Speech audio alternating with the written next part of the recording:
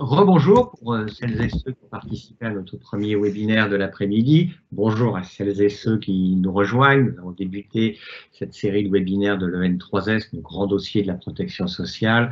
D'abord avec un moment sur les conséquences de la crise sur les finances sociales. Et maintenant, nous avons 2 bonnes heures, un peu moins de 2 heures quand même, sur les perspectives pour les finances sociales. Et à ce sujet majeur, nous avons le plaisir d'accueillir 4 intervenants que je vais vous présenter après vous avoir rappelé nos règles de fonctionnement. Il vaut mieux pour tout le monde que les micros et caméras soient désactivés parce que sinon après les images et le son sautent. Vous avez la possibilité de participer et le plus possible, le plus c'est le mieux par l'intermédiaire de notre système Teams de chat. Donc vous posez des questions, vous faites des remarques, des critiques, tout est possible. Vous donnez vos adresses électroniques si vous voulez des cadeaux, tout ce que vous voulez. Je relayerai le plus possible et je vous indique, puisque la question vous a été reposée plusieurs fois, mais je vous le redis, nous mettrons sur la chaîne YouTube de l'école l'ensemble des replays de ce que nous aurons eu comme présentation et comme discussion à ces occasions. Occasion deuxième de ces GDPS numériques, c'est celui qui portera sur les perspectives pour les finances sociales, mais je me dois de vous refaire une publicité parce que ce n'était pas prévu dans les premiers programmes que vous avez pu recevoir. À l'occasion donc des 75 ans de la grande dame sécurité sociale, nous avons une demi-journée, une matinée organisée jeudi prochain avec le programme qui s'affiche, programme chic puisque nous aurons le Premier ministre, le ministre des Solidarités et de la Santé, tout ceci en prenant en compte l'actualité des gestes barrières, c'est-à-dire que la quasi-totalité de tout cela sera une rencontre parfaitement numérique, mais à laquelle vous pourrez participer en vous inscrivant grâce à notre beau logiciel Teams. Voilà. Alors, cette page de publicité et d'actualité prononcée, notre sujet est celui des perspectives financières. 2 mots résument d'une certaine manière la situation, c'est incertitude et inquiétude. Enfin, moi, c'est ce que je retiens au-delà des chiffres précis de ce qui a été dit tout à l'heure. Sur les perspectives financières, pour les aborder, nous commencerons par Xavier Rago, qui est professeur à Sciences Po et qui est le président de l'OFCE. Alors, l'OFCE, c'est un sigle connu, ça veut dire Observatoire français des conjonctures économiques. Ce n'est pas pour nous parler uniquement de nous-mêmes et de nos finances sociales, mais c'est pour évoquer la situation macroéconomique qui se profile pour la France par rapport aux autres nations comparables. Un deuxième moment, après un temps de discussion que nous aurons eu avec M. Rago, nous aurons une présentation des tenants et aboutissants, même si pas forcément encore détaillée parce que c'est pas passé devant le Conseil des ministres, du projet de loi de financement de la sécurité sociale et plus généralement les observations et réflexions du directeur de la sécurité sociale sur la trajectoire de nos finances sociales. Sujet copieux, celui de l'endettement social, je ne sais pas si le terme est beaucoup employé, en tout cas de la dette sociale. Nous aurons avec le président de la Caisse d'amortissement de la dette sociale, Jean-Louis Ray, à l'occasion d'un point sur l'actualité et sur les perspectives de cet outil singulier. Et puis pour finir notre après-midi en beauté, nous parlerons des perspectives d'emploi et d'assurance chômage avec M. Valenti, qui est le directeur général de l'UNEDIC. Voilà, j'espère que ça vous va, en tout cas c'est copieux et intéressant. Et je propose que nous débutions par M. Xavier Rago. Alors à chaque fois, je leur ai dit qu'ils avaient une quinzaine de minutes, par pitié ne débordez pas trop, parce que ça oblige à bien nous caler. Mais nous sommes ravis de vous accueillir ainsi virtuellement dans les beaux couloirs numériques de l'EN3S.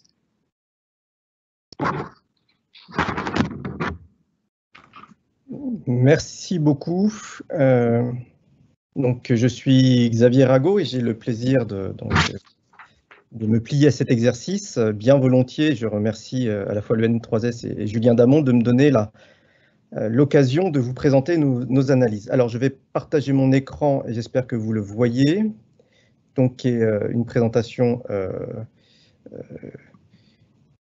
sur l'état de la situation et de la macroéconomie française, avec seulement quelques éléments de comparaison internationale, et je vais vous expliquer pourquoi cette parcimonie dans les comparaisons internationales.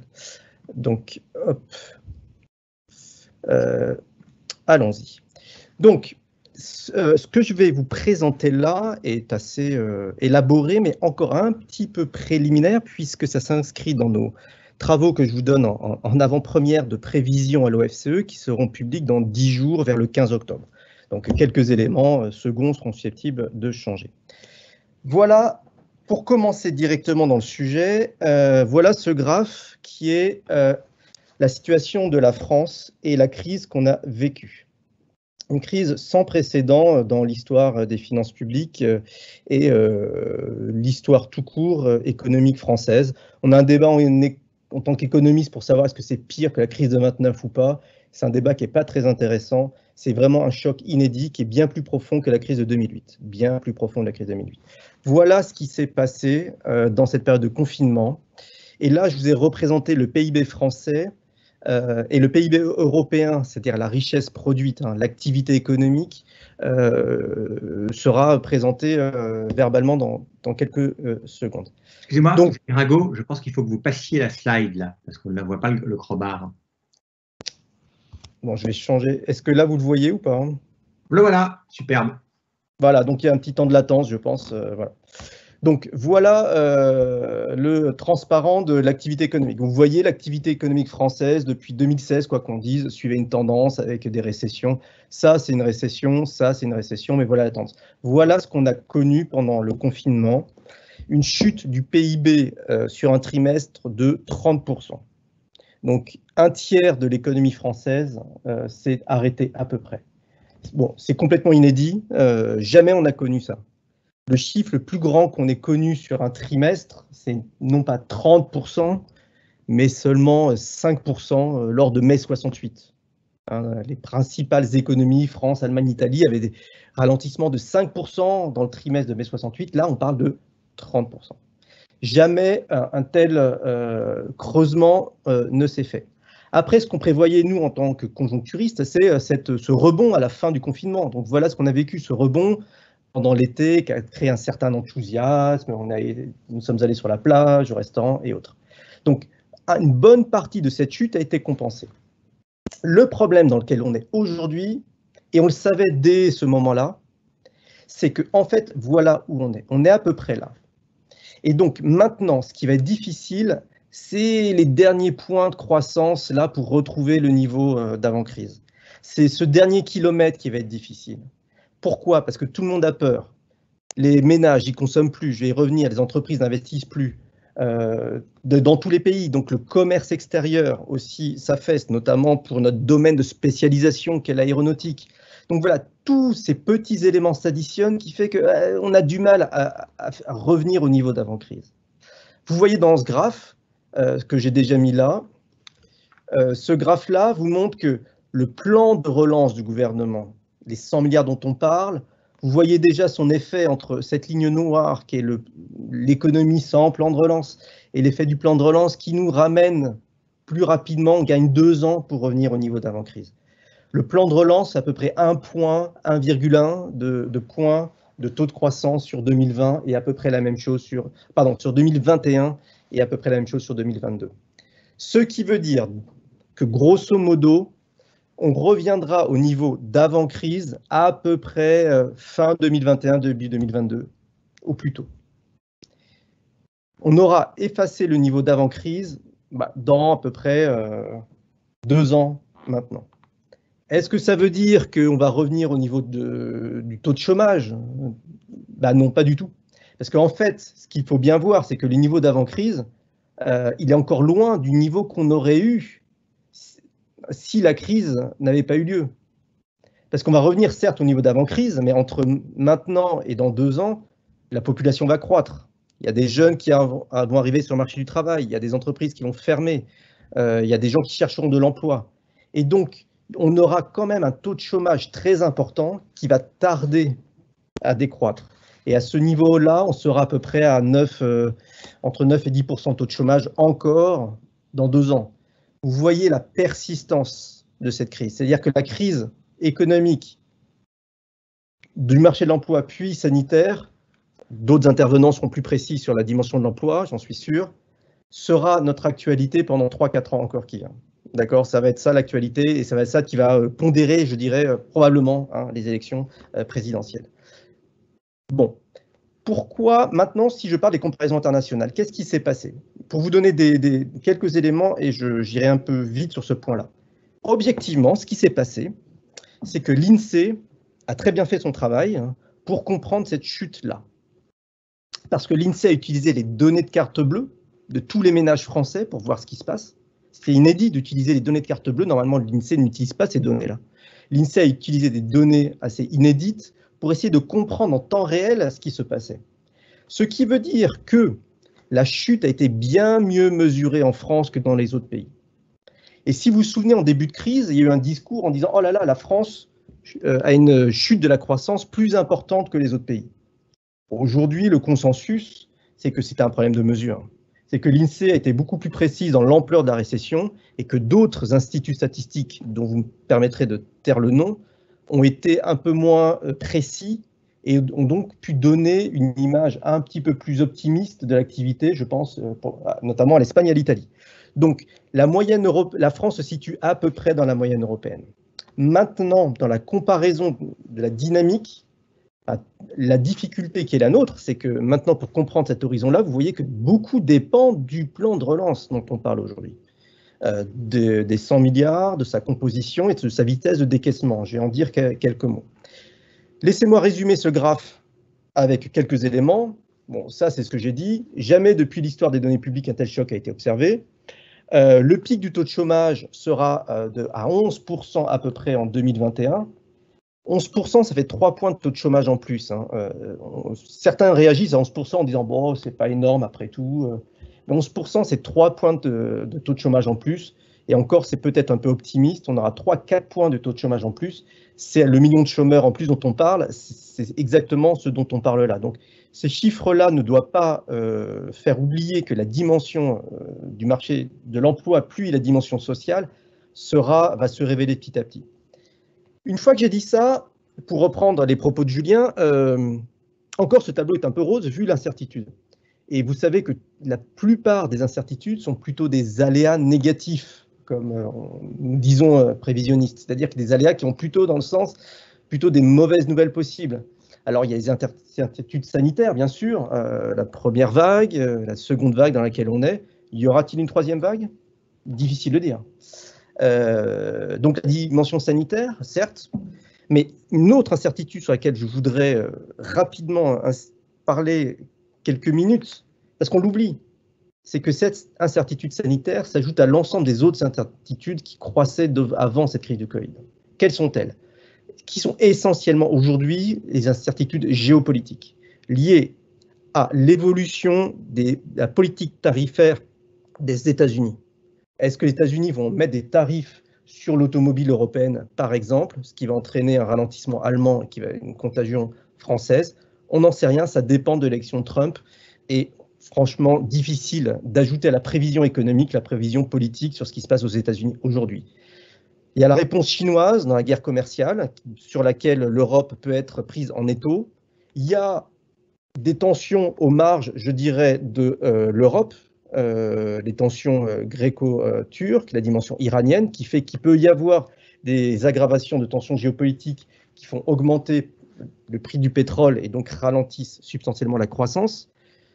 Et enfin, autre incertitude, le grand large avec les États-Unis, les périphéries de l'Europe avec l'Iran et la Grèce, la Turquie, et il y a aussi des incertitudes au sein de la zone euro, notamment le débat avec la Hongrie sur la définition de l'état de droit qui pèse dans la balance de l'application du plan de relance européen, qui est une condition importante de la stabilisation européenne. Donc nous avons aussi au sein de l'Europe non plus des désaccords avec l'Allemagne, qui était un peu l'histoire de nos 10 dernières années. Il y a un consensus franco-allemand, c'est remarquable, pour le plan de relance, dont je dirai quelques mots. Mais maintenant, il y a d'autres marges de fracture européenne qui sont avec les anciens pays de l'Est, qui obèrent notre capacité à réagir au niveau économique européen. Bon, une fois que j'ai dit ça, je ne vais pas être trop déprimant. On peut donner des probabilités de chacun de ces aléas. On peut quand même tirer des bords par vent de face, en vent de tempête et avancer dans le rétablissement de nos économies et la consolidation de la zone euro. C'est le scénario central, c'est une consolidation de la zone euro dans cette période de crise. Bon. Dans les exactement 7 minutes qu'il me reste, soyons un petit peu plus précis pour prévoir et comprendre ce qui va se passer avec la singularité française et européenne par rapport aux États-Unis. Bon, où on en est et qu'est-ce qui va déterminer ce dernier kilomètre dont je parlais, c'est-à-dire la rapidité du rétablissement de l'économie française. Qu'est-ce qui s'est passé dans cette période de confinement? 3 choses. 1, le revenu des ménages a quasiment pas chuté, très peu chuté, de 5%. 5%, c'est pas énorme par rapport à l'amplitude du choc, hein. 30% de chute de l'activité et seulement 5% de chute du revenu des ménages. Cependant, les ménages, ils n'ont pas consommé.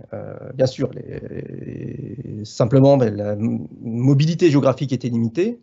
Donc, on a une chute de la consommation des ménages de 30% pendant les mois de confinement. Ce qui fait qu'on sort de cette crise, en France notamment, plus que dans les autres pays, avec une épargne des ménages qui est très importante, qui est de l'ordre de 62 milliards, presque 3 points de PIB.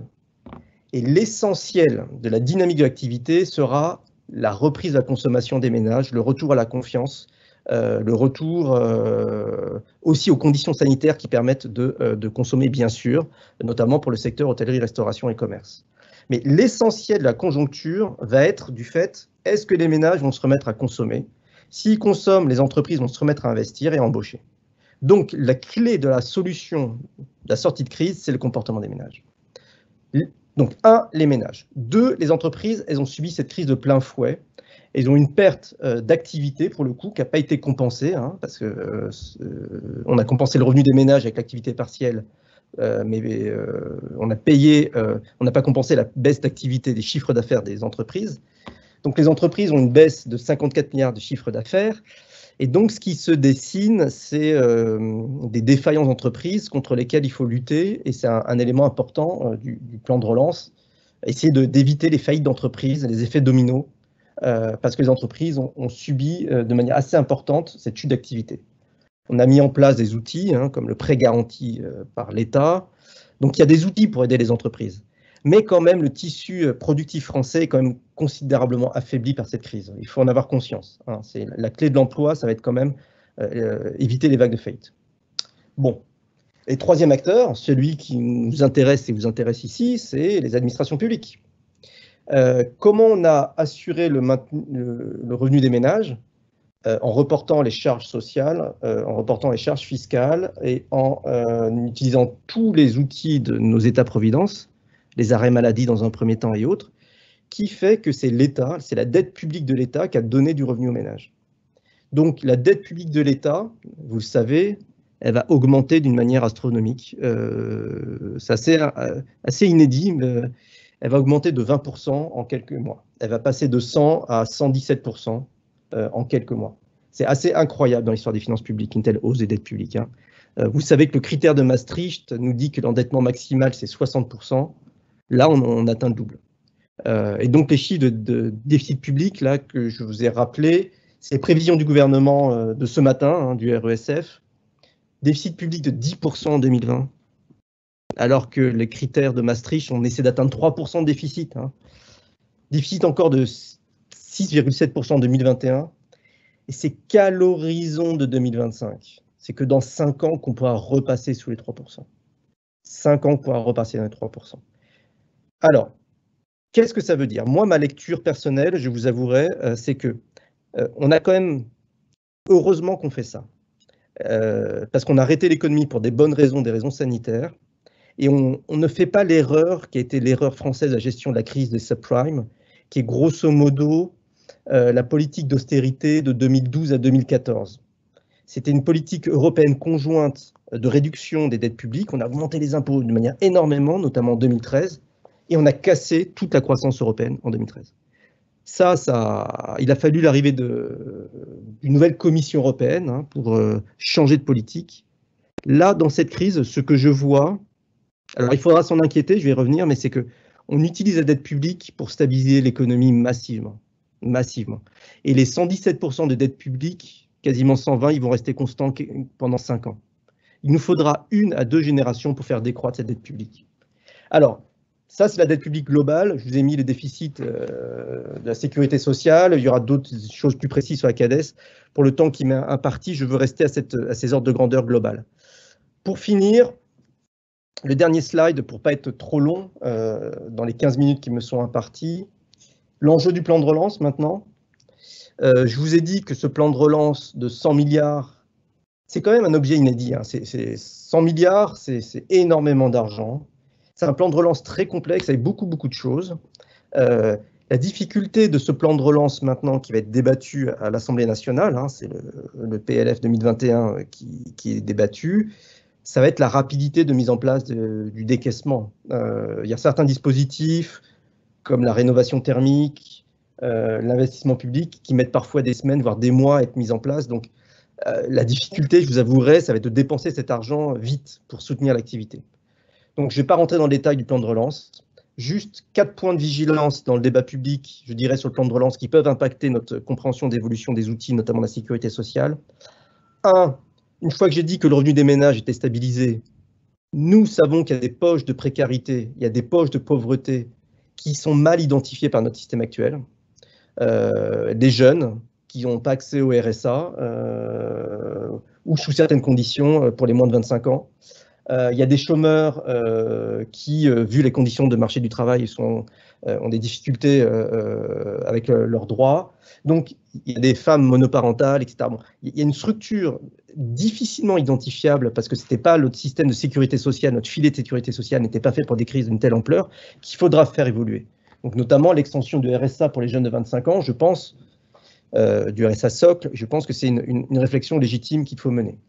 Petit 2, les aides à l'emploi, il faut les renforcer, notamment les emplois aidés dans le secteur marchand. Il y a une partie du plan de relance de l'ordre de 80 000 emplois aidés dans le secteur marchand. On peut peut-être aller au-delà pour absorber cette génération qui arrive sur le marché du travail. La politique industrielle, un point de vigilance sur la gouvernance, je n'en dis pas plus. Et enfin, il faudra trouver des dispositifs pour stimuler le taux d'épargne. Ça peut être des chèques verts, donc des chèques consommation pour inciter à la consommation de produits favorables à l'environnement, donc subventionner la consommation. Ça peut être la baisse de la TVA sur certains secteurs, ça peut être l'extension des périodes de solde, plusieurs outils, mais il faut absolument stimuler la consommation des ménages quand les conditions sanitaires le permettront pour permettre de faire réduire ce taux de chômage qui s'annonce aujourd'hui. Je m'arrête là peut-être, Julien, si vous en êtes d'accord, pour laisser la question européenne du plan de relance à des questions éventuelles pour ne pas déborder trop. Juste un point pour conclure.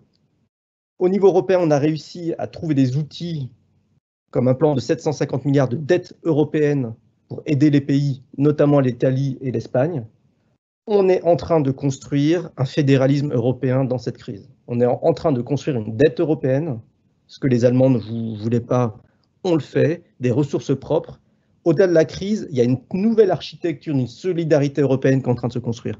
Donc dans tout ce tableau noir, un petit peu d'optimisme, la solidarité européenne est en train de se construire malgré tout dans cette crise. Merci beaucoup. Merci beaucoup, Xavier. C'est formidable que de tenir en si peu de temps pour faire tant de constats et proposer ou envisager quelques recettes. Il y a pas mal de petites questions. Et grosses questions. Une première, en cas de faillite multiple d'entreprises, avec une hypothèque de prêt garanti par l'État non remboursé, est-ce que ceci va accroître la dette publique? La réponse est oui. Alors, la réponse est oui, c'est que le prêt garanti par l'État, c'est 300 milliards que l'État, avec l'intermédiaire des banques, a prêté aux entreprises. Une très grande partie a été utilisée par les entreprises comme réserve de trésorerie, mais il y a une partie des entreprises qui vont faire faillite. À ce jour, le taux de défaut retenu par l'État dans les comptes est de l'ordre de 1%. C'est réaliste. C'est un peu fourchette basse de nos estimations. Si jamais ça se passe mal, on peut aller jusqu'à 2% des faillites d'entreprises.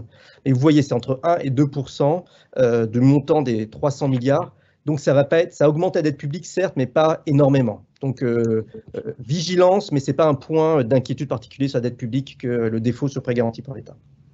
D'accord. Une petite proposition avec un peu de provocation qui nous vient de la sécurité sociale de Nouvelle-Calédonie.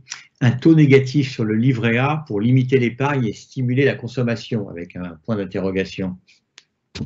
Excellente remarque. Je pense que la personne qui a posé cette question est un économiste. Ça, c'est pourquoi? Parce que pour moi, ça, c'est des bonnes. Enfin, je me permets de répondre tout aussi directement et je prends vraiment la question au sérieux parce que c'est une bonne question. Je viens de dire que effectivement, la question, c'est d'inciter à la consommation.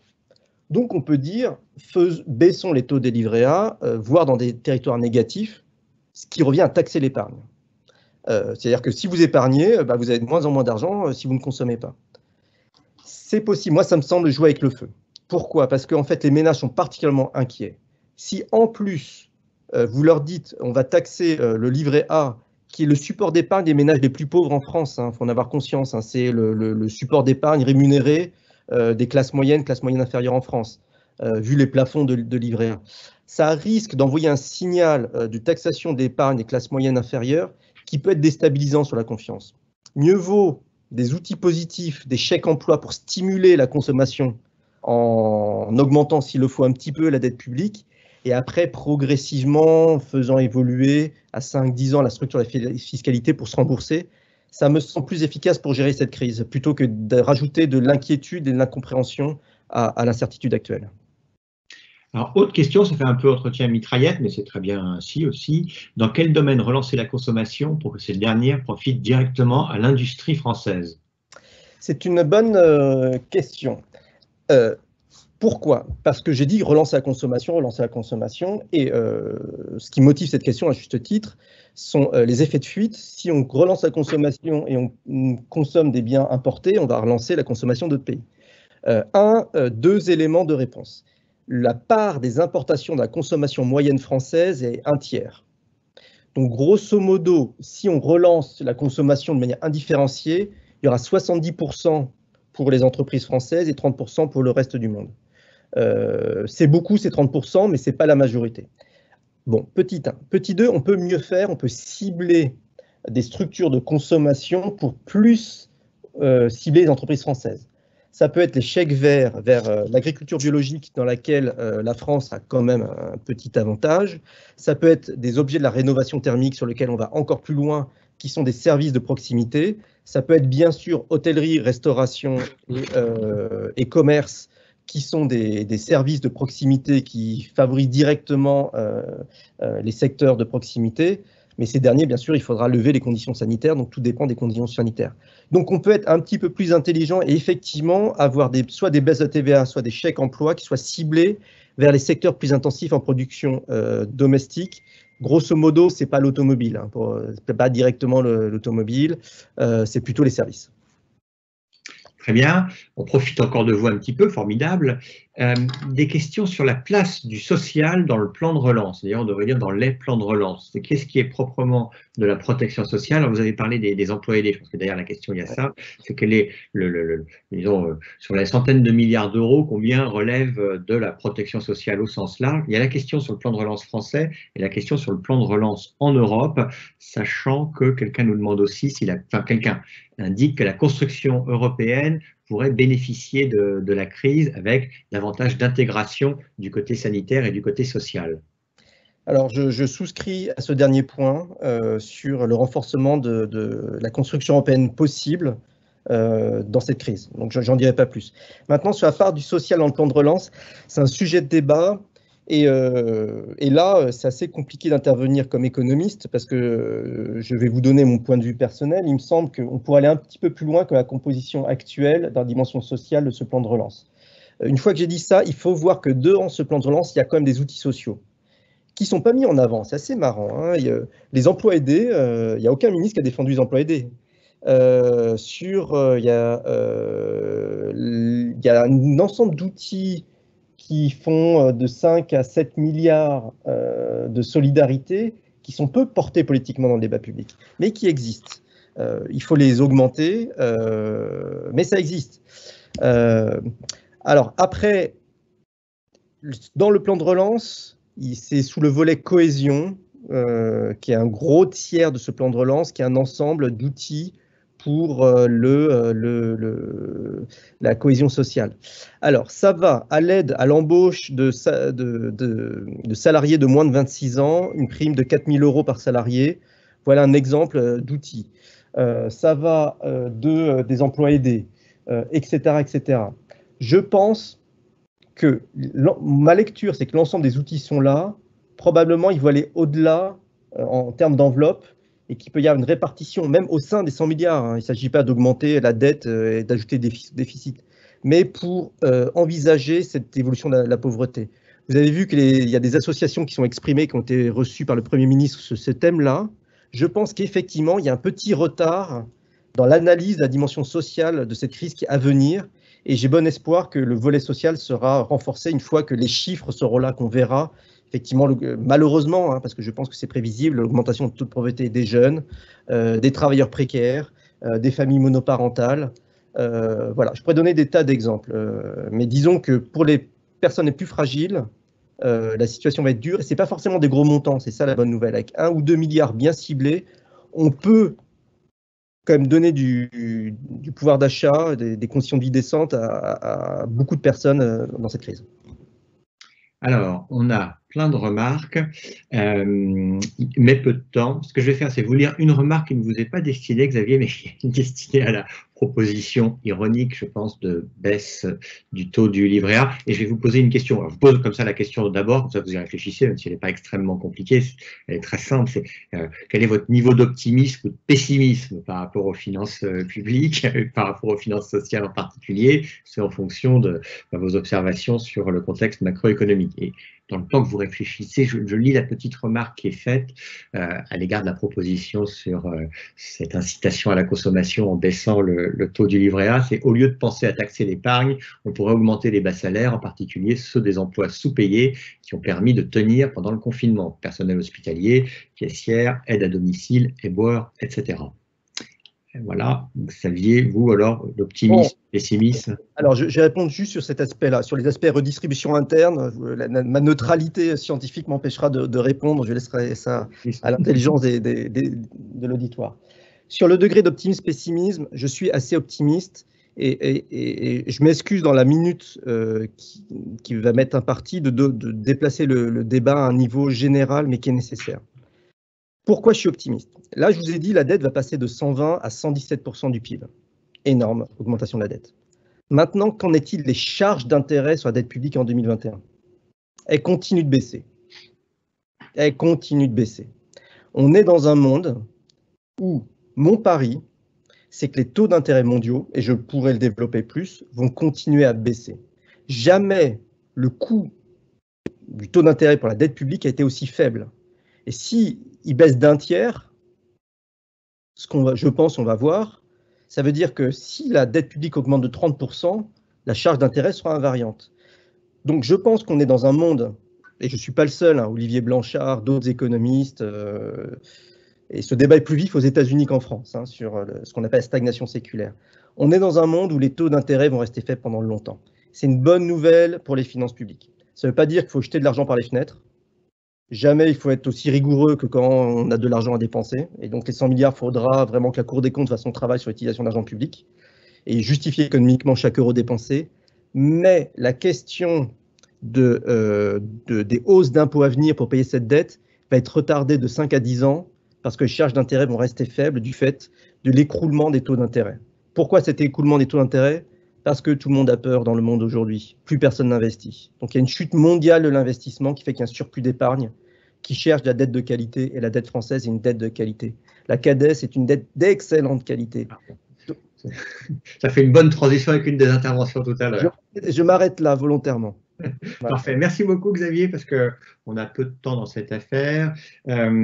Pour faire une petite conclusion avec un brin de sourire dans tout ce que vous dites sur les taux faible. C'est pas une bonne nouvelle pour les épargnants au livret A quand même, tout ça. Mais voilà. Bon, je propose qu'on passe la parole à Franck Van Lennep, qu'on est ravi d'accueillir en tant que directeur de la sécurité sociale, car de toutes ces rencontres, des grands dossiers de la protection sociale, nous avons toujours ce moment avec le directeur, auparavant juste la directrice de la sécurité sociale, sur les perspectives et les incertitudes en général de la situation dans laquelle nous nous trouvons. Et puis s'il peut aussi nous dire quelques mots du PLFSS, je crois que parmi les centaines de personnes qui nous écoutent, on sera ravis.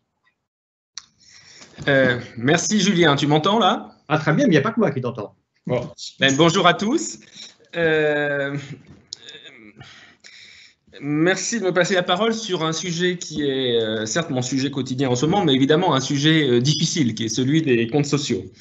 Nous sommes dans une période inédite à plusieurs égards. D'abord, le déficit de la sécurité sociale cette année dépasse tout ce qu'on n'a jamais connu.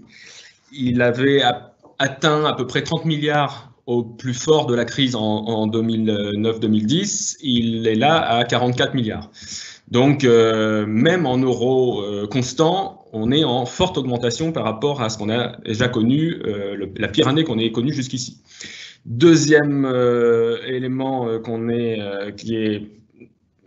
jamais vu dans l'histoire de la Sécu, c'est le niveau d'incertitude sur nos comptes.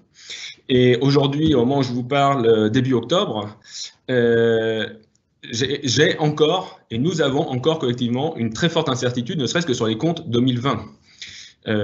Pour une part sur les recettes, évidemment, incertitude macroéconomique, mais pour une large part aussi sur les dépenses. Et ça, on n'a jamais connu ça au mois d'octobre, d'avoir une telle incertitude sur les dépenses d'assurance maladie de l'année en cours. Alors sans parler, j'y reviendrai, de l'année prochaine.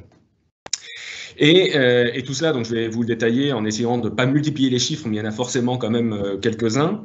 Tout ça, évidemment, ne peut qu'interroger fortement l'avenir, puisque nous sommes nous avons devant nous, comme l'a dit Olivier Dussopt, ministre délégué aux comptes publics la semaine dernière, un déficit pérenne, au sens où il se prolonge dans les années qui viennent, qui reste autour de 20 milliards d'euros.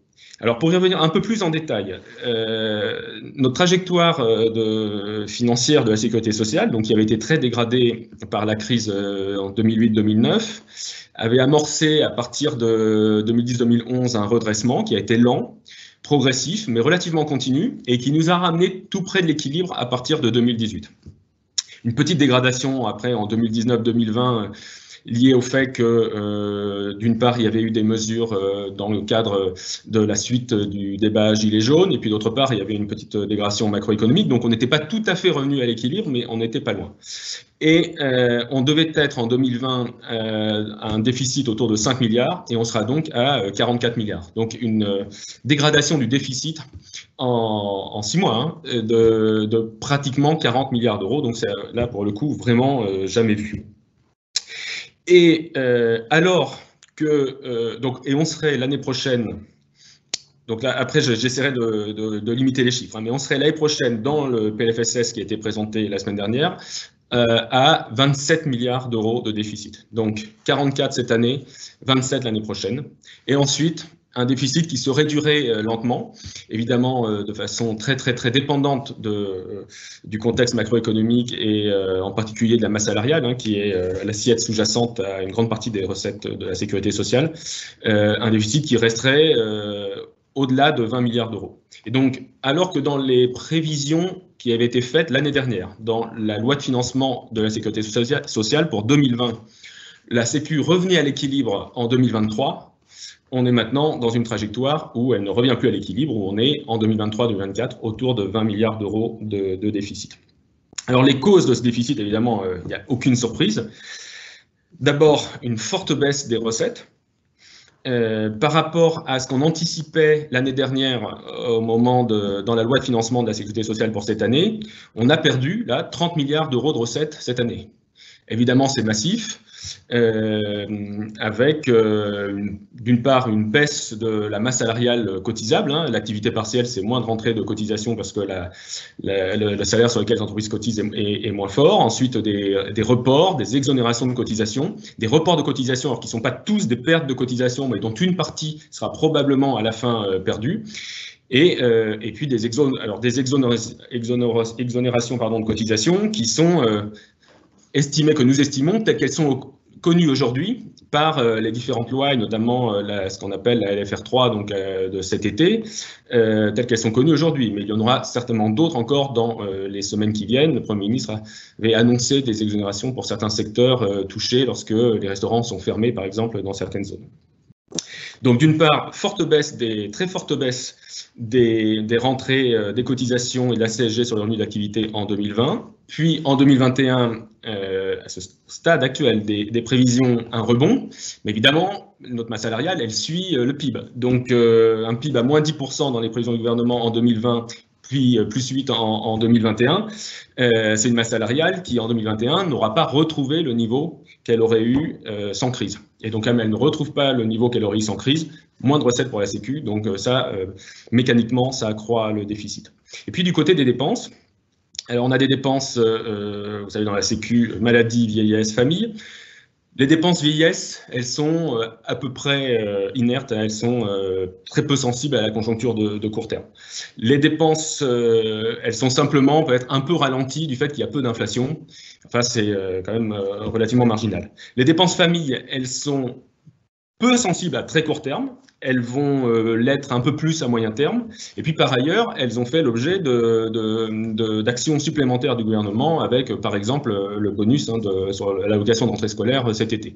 Donc, globalement, il y a même eu un petit peu plus de dépenses famille, quoique assez peu, et par rapport à la masse des dépenses. Donc, on a des dépenses famille et retraite qui sont assez proches de ce qui était anticipé. Et puis, de l'autre côté, évidemment, les dépenses maladie, elles, qui sont sur un rythme qu'on n'a absolument jamais connu depuis qu'existe le suivi statistique des dépenses d'assurance maladie, avec deux types de dépenses. Les dépenses non pérennes, en tout cas on l'espère, de lutte contre la pandémie, et des dépenses qui, elles, seront pérennes, en tout cas pour une grande part, de ce qu'on appelle le Ségur de la santé. Donc si je reviens sur ces deux volets-là, sur les dépenses de lutte contre la pandémie, on remonte l'ONDAM, donc l'objectif national des dépenses d'assurance maladie, là, dans le PLFSS, en partie rectificative en 2020, donc par rapport à ce qu'il avait été adopté en fin d'année dernière dans la loi de financement de sécurité sociale pour 2020, on le remonte de 10 milliards. C'est du jamais vu, évidemment.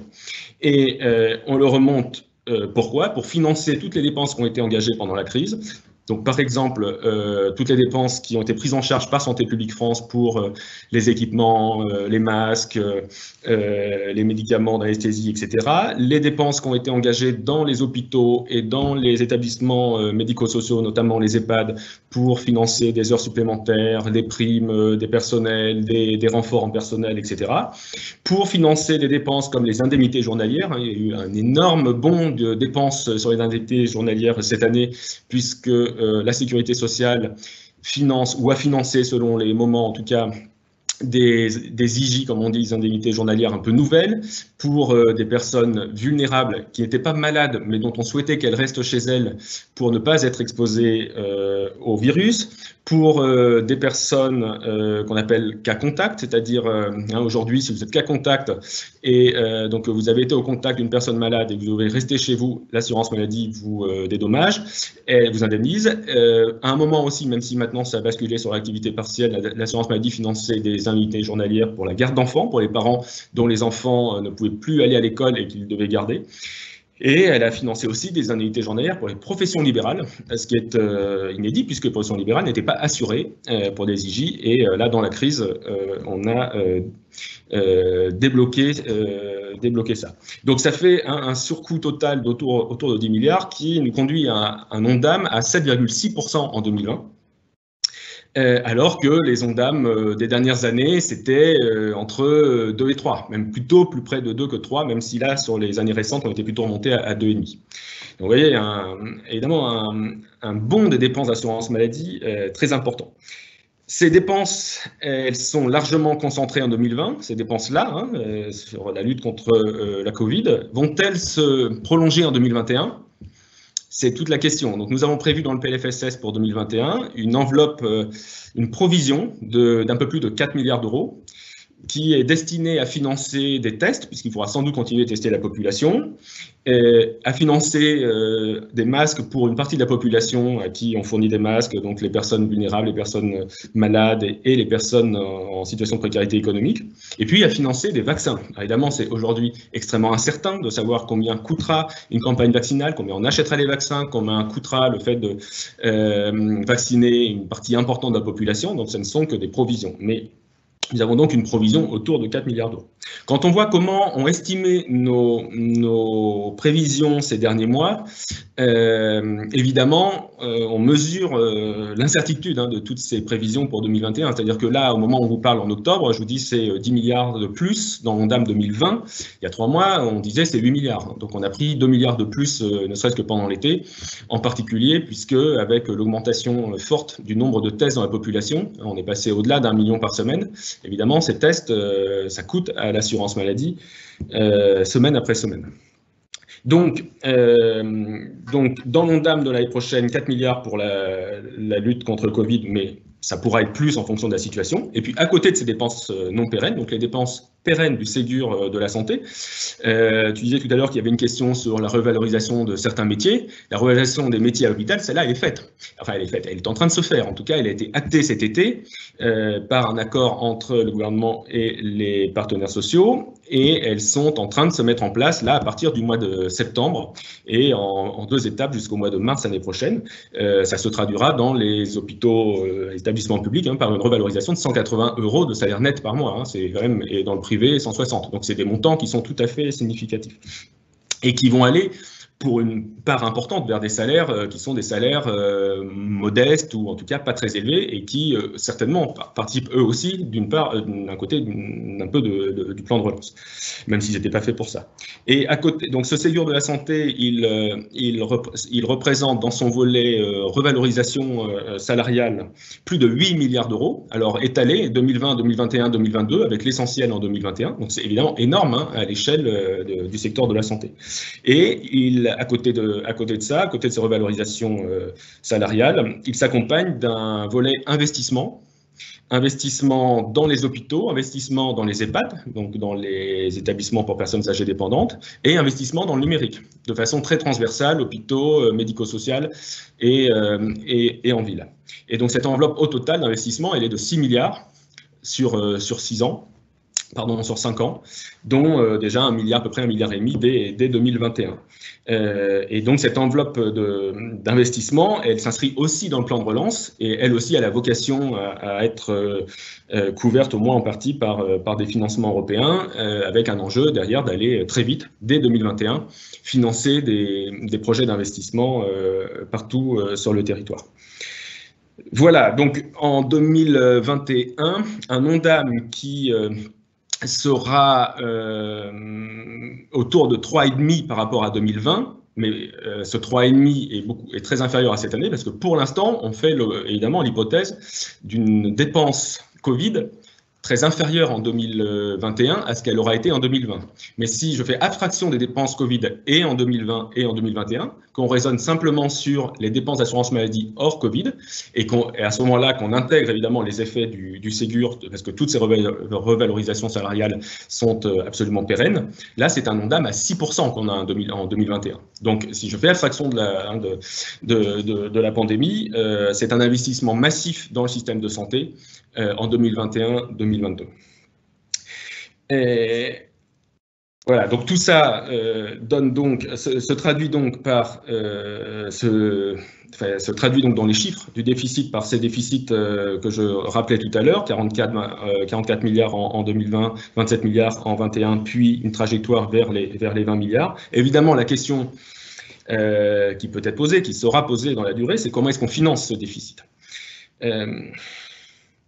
Alors là, 2 éléments de réponse. Premier élément de réponse, on a assuré un financement à court terme, le gouvernement a assuré un financement à court terme de ce déficit, d'une part en augmentant le plafond de déficit qui peut être porté à court terme à l'ACOS, et donc qui a été porté jusqu'à 90 milliards. Donc l'ACOS peut aujourd'hui financer, en tout cas porter le déficit de court terme. Et puis d'autre part, en organisant par la loi du 7 août, une reprise de dette par la CADES, qui s'est faite là entre mai et juillet, qui reprend, désolé, encore un chiffre de plus, mais jusqu'à 136 milliards d'euros sur les prochaines années. Ce qui est évidemment un montant important qui correspond à peu près au montant qui avait été repris dans la reprise de dette en 2010, qui était la reprise de dette précédente. Voilà, donc 10 ans plus tard, à peu près le même montant. Et ce montant de dette, de reprise de dette, permet de financer d'une part les déficits passés, qui n'avaient pas tous été financés, pour autour de 30 milliards, une reprise de dette des hôpitaux, et puis par ailleurs, environ 90 milliards de dettes pour les années qui viennent, à partir de 2020, 2021, 2022. Évidemment, ensuite, le moment où ça s'éteint dépendra beaucoup des montants des déficits à venir. Mais ça veut dire que jusqu'en 2022, la CADES reprend les déficits de la sécurité sociale, donc nous n'avons pas de problème de financement de court terme. La CADES les reprend. De quelle manière? Eh bien, nous avons allongé la date d'extinction de la CADES. Elle devait s'éteindre en 2024, ce qui veut dire qu'à partir de 2025, on avait ces ressources-là de CSG, de CRDS qui étaient disponibles. Eh bien, la CADES a été prolongée jusqu'en 2033. Donc, en fait, on amortira cette dette sur une durée plus longue et la CADES continuera de percevoir ces recettes jusqu'en 2033. Alors, un petit bout de CSG de la CADES dans les lois de cet été a également été réservé pour le risque autonomie à partir de 2024, donc permettra de financer des investissements, mais à partir de 2024 seulement, en direction du grand âge. Donc voilà, à court terme, les déficits de la Sécu sont financés, donc nous n'avons pas d'inquiétude de financement à court terme, au moins pour les 2 à 3 ans qui viennent.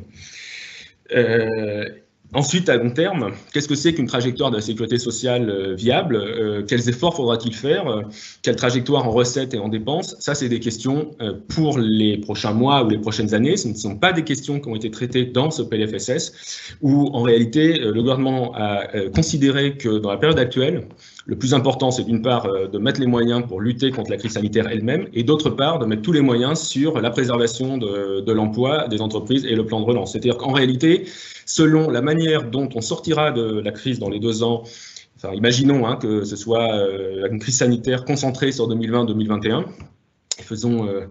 ayons le rêve que l'année prochaine, on sorte de cette crise sanitaire et qu'on ait des vaccins. Évidemment, la trajectoire de la Sécu au-delà sera très impactée par le niveau d'emploi et de masse salariale à la sortie de cette crise. Et donc, notre priorité aujourd'hui, c'est bien de préserver toute la capacité productive du pays et donc l'emploi. Et de se dire que d'une certaine façon, les efforts qu'il faudra faire sur les recettes ou sur les dépenses, on verra après.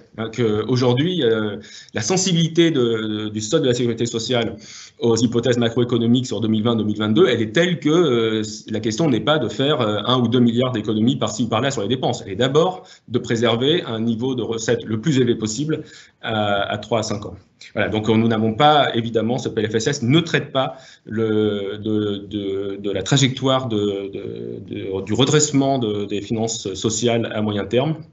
Il traite sur ce plan-là, sur le plan budgétaire, il traite du court terme. Après, il inscrit un certain nombre de mesures dans le moyen terme, en particulier la création de la 5e branche autonomie, mais c'est un sujet un peu différent. Voilà, je suis à ta disposition si tu as quelques questions.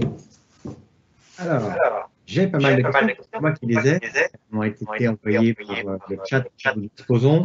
Peut-être que Xavier Rago, toi, vous passiez la balle, Jean-Louis Rest, pour que ça parle, ça c'est très bien, c'est exact. J'ai une question pour Xavier Rago, mais je la lui livre et puis il répondra après.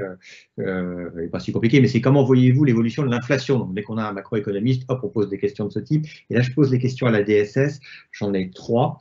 Je te les passe les 3 à la suite et tu pioches à l'intérieur. La première porte sur les chiffres,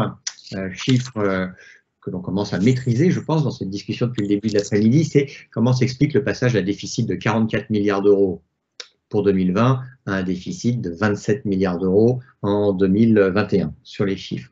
Deuxième chose, sur la fraude, avec l'envolée des déficits, n'y a-t-il pas un risque de voir les fraudes se multiplier? N'est-ce pas une occasion de Big Bang compte tenu du contexte? C'est la question. Troisième question qui a trait là à l'assurance maladie et à l'organisation des soins. Le Ségur de la santé a permis d'améliorer les salaires des hospitaliers, désendetter partiellement les hôpitaux, mais la crise Covid s'est traduite aussi par un afflux de malades dans les urgences hospitalières, alors que la médecine de ville aurait un rôle initial à jouer dans la prise en charge des patients. La question, la DSS envisage-t-elle de restructurer l'offre de soins? Voilà. Facile, les trois questions. Oh là, oui. Alors, les chiffres, la plus facile finalement, les chiffres. Oui, les chiffres sont plus faciles parce que là, les dernières questions, c'est un peu plus large. Sur l'inflation, l'hypothèse retenue par le gouvernement dans la trajectoire pluriannuelle, c'est une inflation très basse cette année à 0,2% et qui remonte un peu par la suite à 0,6 en 2021 et 1% en 2022 pour l'inflation hors tabac. Et donc, nous avons dans le PLFSS des hypothèses de revalorisation des prestations indexées sur l'inflation très faibles, de 0,4% en janvier et 0,1 en avril, qui préservent le pouvoir d'achat, qui sont calculés en fonction des méthodes de calcul de l'inflation, enfin 2 mois avant le versement de la prestation. Donc peu d'inflation, en tout cas à court terme, nous, pour nos prestations. Sur le déficit entre 20 et 21, ça je pense que j'avais essayé de commencer de répondre, qui est de dire le passage de 44 à 27, c'est un effet recette. Le fait qu'il y ait un ressaut dans les hypothèses macroéconomiques de croissance en 2021 par rapport à 2020. Dans l'hypothèse de scénario du gouvernement, il y a moins 10% de croissance en 2020, plus 8 en 2021. Donc ça remonte. Et donc ça remonte moins que ça n'a baissé, mais ça remonte. Et donc ça réduit le déficit. C'est très mécanique. Dès qu'il y a de la croissance, il y a de la masse salariale et donc il y a des cotisations, il y a de la CSG qui rentre à la Sécu. La question sur la fraude, est-ce qu'on va voir la fraude se multiplier?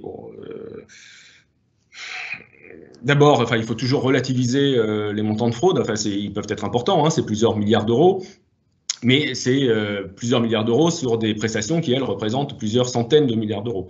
Donc, on est en général sur des ordres de grandeur qui sont 1-2%.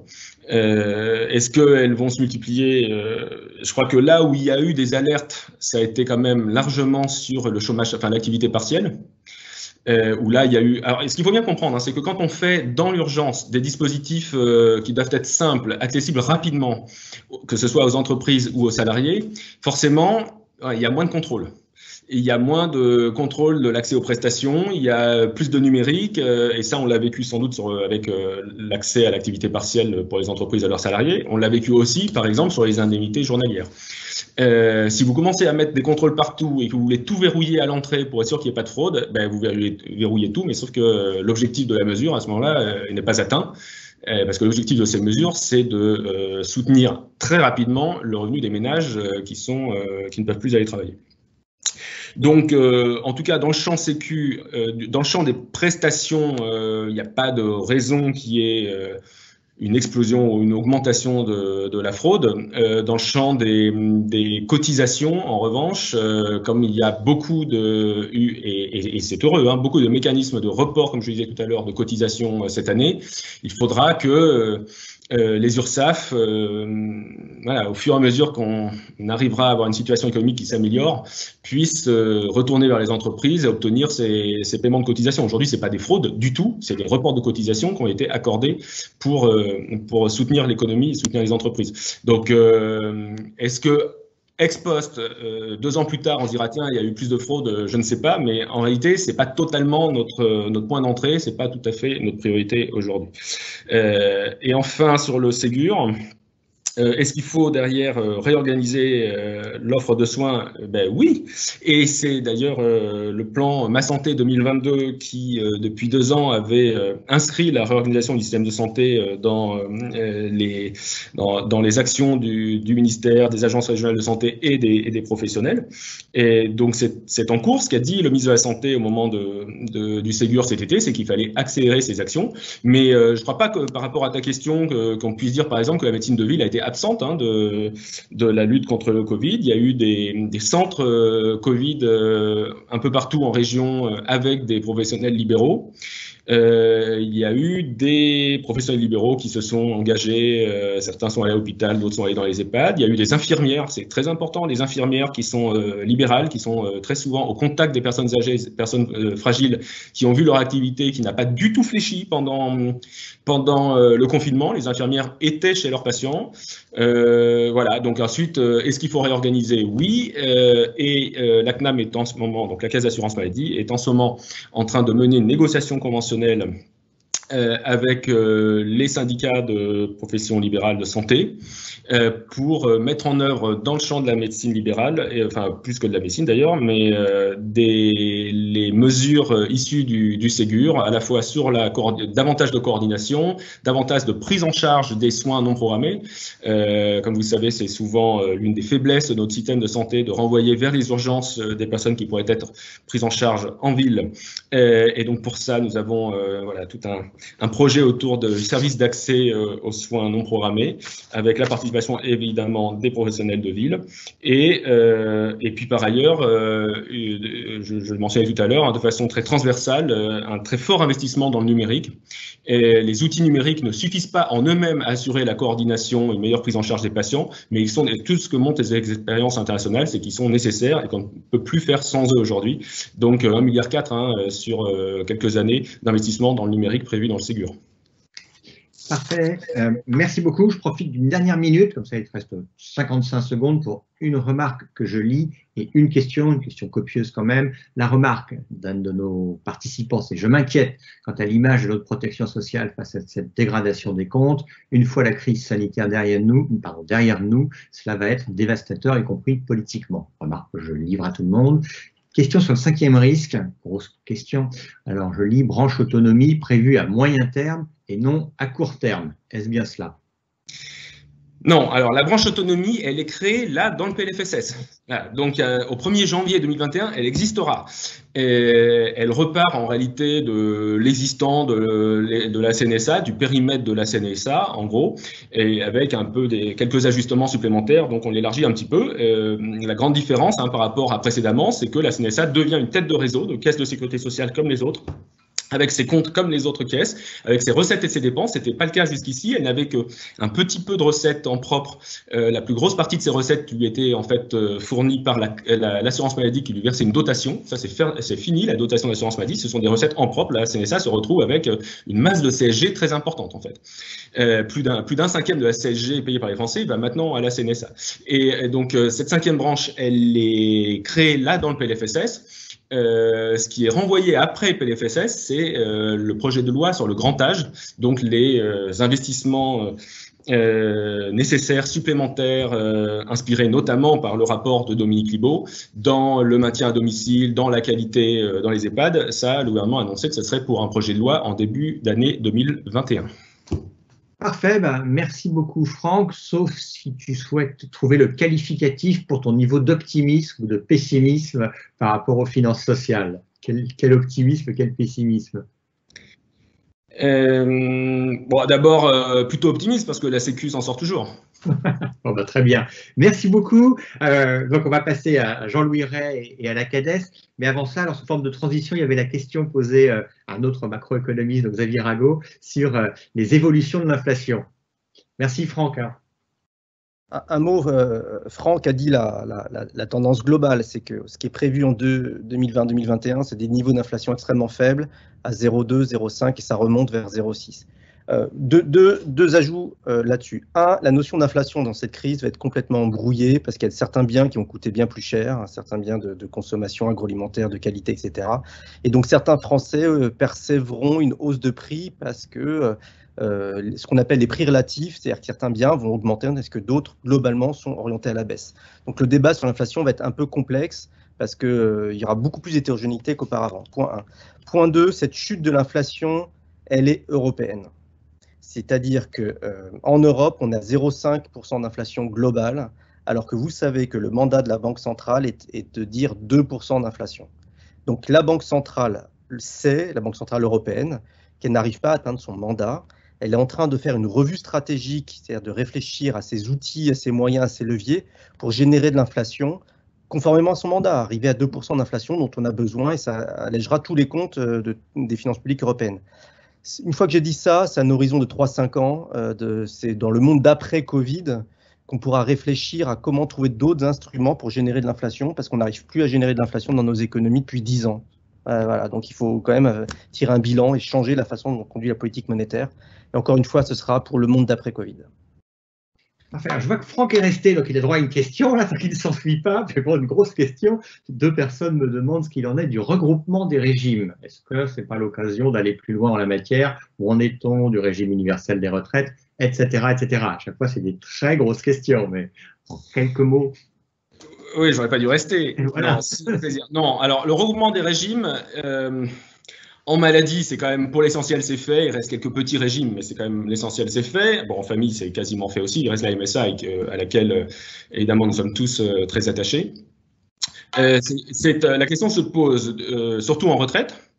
Et puis, elle se pose parallèlement à la retraite aussi sur le recouvrement. Donc, sur le recouvrement des cotisations, il y a un projet en cours, vous savez, de regroupement des cotisations qui, pour certaines, sont aujourd'hui recouvrées par d'autres structures, les regrouper à l'ACOS. Il y avait une mesure dans le PLFSS de cette année de regroupement à l'ACOS des cotisations payées à l'Agir Carco à partir de 2022. Donc ça, le projet est en cours. L'objectif, à la fin, évidemment, de faciliter la vie des entreprises et de n'avoir qu'un seul interlocuteur. Puisqu'aujourd'hui, une entreprise qui paye ses cotisations retraite, elle a l'ACOS d'un côté pour payer les cotisations du régime général et l'Agir Carco de l'autre pour ses cotisations complémentaires. Donc ça, c'est en cours. Après, la question, j'imagine, elle porte d'abord sur les retraites et sur le système universel des retraites qui avait vocation à unifier, pas forcément supprimer d'ailleurs, hein, mais à unifier les règles des régimes et donc aller vers une intégration plus forte des régimes.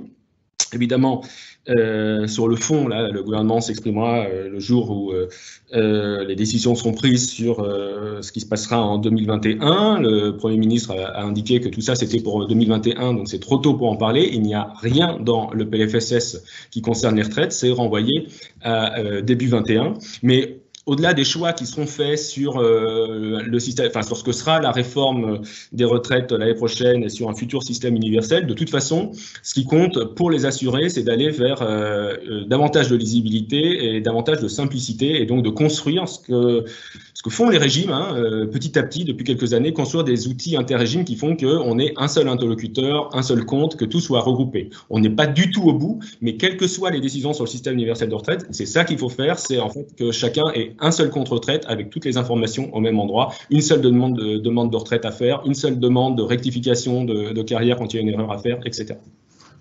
Parfait, merci beaucoup. Alors, on a beaucoup parlé de chiffres, on a beaucoup parlé de dette, d'endettement, de la CADES, et donc c'est le moment tant attendu finalement d'entendre Jean-Louis Ray sur la situation et les perspectives de cette belle et importante institution. Oui, alors, vous m'entendez là? Oui. Ouais. D'accord. Le problème, c'est qu'on voit qu'un seul de vos bras. Il faudrait bouger peut-être un peu votre caméra. Ah bon? Ouais, pour le moment, hop. Et puis la relever un peu parce qu'on ne voit pas votre visage. On voit que vous avez une belle cravate. Regardez, je ne sais pas si vous pouvez bouger la caméra. Ouais, je sais pas. Je ne sais pas où c'est. Oui, la caméra, elle est où? Non, mais bougez l'écran, je pense. Ah, bouger l'écran? Ouais. Je ne peux pas bouger l'écran parce que c'est un fixe. Bon, on vous écoute. Voilà. Ah, mais on vous voit. Voit pas. Bon, ça fait rien. Alors, la CADES a abordé cette année 2020 avec un sentiment assez partagé, je dois dire. D'un côté, on était sur la trajectoire qui conduisait à notre fin de vie. C'était attendu, c'était confirmé. 2024 devait nous voir disparaître. On avait, au 31 décembre 2019, on avait apuré les 2/3 des 260 milliards qui nous avaient été transférés. On avait donc 89 milliards qui restaient remboursés. On avait une magnifique recette. 0,5 de CRDS, 0,6 de CSG, un versement du FRR, presque 19 milliards de recettes. On était sur une belle trajectoire qui, à la fin de l'année, nous aurait encore fait réduire l'endettement de l'ordre de 19 milliards. Donc, une trajectoire satisfaisante. Le sentiment était quand même mitigé dans le sens où la mission qui nous est impartie, celle d'être le dernier financeur, le dernier recours de financement de la sécurité sociale, n'était qu'imparfaitement remplie. Pour une raison fort simple, c'est que, comme l'a rappelé francs. Il y avait des déficits cumulés encore à la COS des années passées, et puis on sait que la trajectoire de redressement de notre sécurité sociale emportait encore pendant quelques temps quelques petits déficits. Donc il y a eu cette opération ratée, je peux dire, dans 2019. Il y a eu une tentative dans le LFSS 2019 d'essayer de transférer 15 milliards de déficit cumulé à la COS avec une affectation de CSG, et on sait que malheureusement l'équilibre du régime général n'a pas été au rendez-vous pour pouvoir dégager de la CSG pour la financer, et cette opération a dû être annulée en 2020. Donc on était dans une situation où on était censé finir notre vie en 2024 sans avoir rempli complètement le mandat d'apurement de la totalité des dettes de la sécurité sociale qui aurait été donc constituée à cette date-là. Alors bien sûr, il y avait des solutions. On aurait pu très bien imaginer affecter la CSG, puisqu'il y avait 0,6% de CSG, plusieurs années à la cause, qui aurait permis donc d'aller jusqu'au bout de ce processus donc de désendettement. Arrive la crise. Face à la crise, 3 interrogations. Première interrogation, la moins peut-être importante, c'est comment évoluer nos recettes. On attendait 16,7 milliards de recettes. Aujourd'hui, on sait qu'il en manque à peu près 750 millions. Il est probable qu'il en manquera sans doute 1 milliard, autour d'1 milliard d'ici la fin de l'année. Mais comme l'a dit tout à l'heure Franck, une partie de ces recettes, c'est des reports. On va le récupérer dans une période qui reste déterminée, sur 3 ans. Il y a des plans d'appurement qui vont aller jusqu'à 3 ans. Puis, par contre, une partie sera définitivement perdue. Est-ce que c'est dramatique d'avoir perdu? J'en attendais 16,7 milliards. Perdre 1 milliard, c'est quand même, bon, c'est une somme très significative. C'est rien de dramatique. Ça veut dire quoi? Ça fait glisser de quelques semaines le processus d'amortissement. Ça ne compromet pas du tout la dynamique de réduction de la dette. Ça se gère. Deuxième interrogation plus importante et plus fondamentale, comment les marchés vont réagir à cette nouvelle situation et comment ils vont réagir à nos nouvelles émissions? Alors, il se trouve que tous les ans, tout le mois d'avril, un peu avant le début du mois d'avril, un peu après le mois d'avril, pendant à peu près 5-6 semaines, on est totalement absent des marchés pour une raison très simple, c'est qu'on arrête nos comptes, on les publie et surtout on les intègre sous la supervision de l'autorité des marchés financiers dans la documentation qui nous permet d'accéder au marché international des capitaux. Donc on est interdit d'émission, on l'intègre, ça ne pose aucun problème. Donc on a dû attendre début mai pour se risquer à une opération sur le marché. Et c'est là que, bon, on a été très rassurés. Comme le disait Xavier Rago, nous avons une excellente signature. On pouvait se poser la question, parce que ça fait des années que la CADES rétrécissait le volume de ses émissions, qu'elle venait de quitter, quelque temps, elle venait de quitter le marché à long terme, elle n'était plus que sur le marché à moyen terme. Cette année, on avait un programme d'émissions de 4 milliards, c'est relativement très modeste pour le marché international des capitaux. Alors, on a lancé une opération le 13 mai, une opération en dollars, c'est le marché qui peut être le plus difficile par rapport au relativement plus difficile que le marché de l'euro. On a fait 3 milliards, donc on demandait 3 milliards de dollars sur 3 ans, on demandait un taux d'intérêt négatif d'un peu moins de 0,3. Surprise, une offre tout à fait importante, on nous offrait 8 milliards, il y avait 122 investisseurs internationaux qui sont manifestés. On n'avait pas guère souvenir d'avoir une opération sur le marché dollar aussi importante et aussi satisfaisante. Donc on a été très rassurés. La signature de la CADES, elle n'avait pas disparu de l'horizon du marché international. Elle était plus que jamais en visibilité. Qu'est-ce qui se passe tout simplement? C'est que dans une situation aussi troublée de crise économique, il y a une recherche très forte des actifs sécurisés, des belles signatures, et on fait partie du petit lot mondial des signatures dans lequel il n'y a aucune difficulté de placement en fait dans une situation de crise. Donc tout ça était rassurant. La troisième interrogation pour nous était la plus fondamentale, c'est comment allait réagir, comment allait se passer le financement de la trésorerie et de la sécurité sociale et comment allait se passer le financement des déficits nés de la crise. Il y a 2 façons de solliciter l'intervention de la CADES en termes de dernier recours de financement. La première solution, c'est dans l'immédiat, c'est de répondre à une situation de souscription plutôt de titres de trésorerie émis par la COS. Et le deuxième, c'est bien sûr des transferts de dette dans le mécanisme classique donc de financement à long terme de l'endettement. Qu'est-ce qui s'est passé? Il y a eu une crise de liquidité très forte, très violente du marché pendant plusieurs jours. Le marché international de capitaux, en toutes ses composantes, est resté totalement immobile, c'est-à-dire qu'il n'a absolument satisfait aucune demande d'emprunt à court, à moyen et à long terme. Une situation donc de crispation qui est tout à fait légitime, je veux dire tout à fait normale, je dirais, d'une situation totalement nouvelle, exorbitante du droit commun, donc un phénomène d'attente. Bon, ce phénomène donc a quand même suscité une grosse inquiétude du côté du financement à court terme de la COS. Donc il y a un problème de financement en trésorerie. Les solutions ont été trouvées. Finalement, on n'a pas sollicité la CADES. La CADES avait une grosse poche de trésorerie. On peut très bien souscrire des titres à court terme de la COS. Ça n'a pas été nécessaire et on a trouvé d'autres voies de financement que celle-là. L'autre voie, bien sûr, on l'attendait. La crise a débouché inévitablement sur une relance du rôle de la Caisse pour le financement de la dette à long terme, et c'est donc le schéma qui a été finalement adopté par deux lois figurant au journal officiel depuis le 8 août. Bon, les composantes de cette loi en sont très connues, 9 ans d'extension du rôle de la CADES, 3 compartiments de reprise de dette, un compartiment attendu, les 31 milliards de déficit cumulés de différents régimes et ou branches de régime au 31 décembre. Une action inattendue, quoique elle n'était pas si inattendue puisqu'elle était évoquée depuis plusieurs mois, c'est la prise en charge d'un tiers de la dette des hôpitaux, 10 milliards de capital, 3 milliards d'intérêts. Un rôle qui a un peu surpris certains, qui oubliaient qu'in fine, c'est quand même l'assurance maladie qui finance fondamentalement les hôpitaux. Et donc, il y avait une légitimité d'ailleurs qui a été reconnue à la fois par le Conseil d'État et par le Conseil constitutionnel.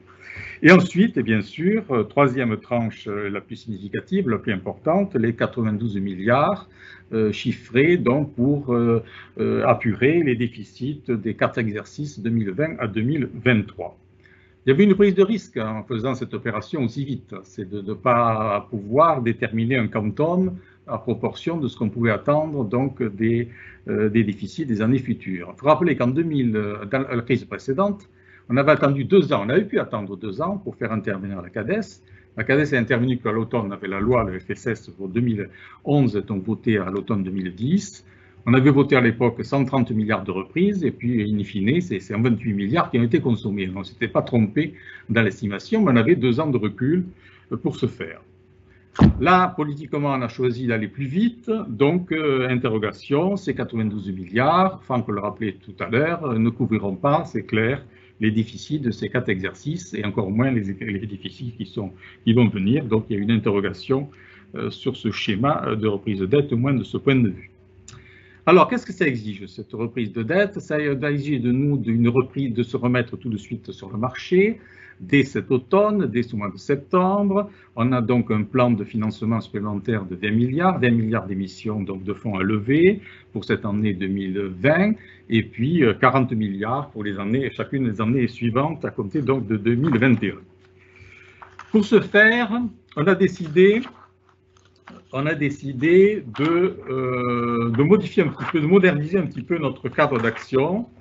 On a décidé, on y pensait depuis quelque temps, parce que c'était dans l'air du temps, de mettre en place ce qu'on appelle des social bonds, c'est-à-dire en fait un cadre d'émission sociale.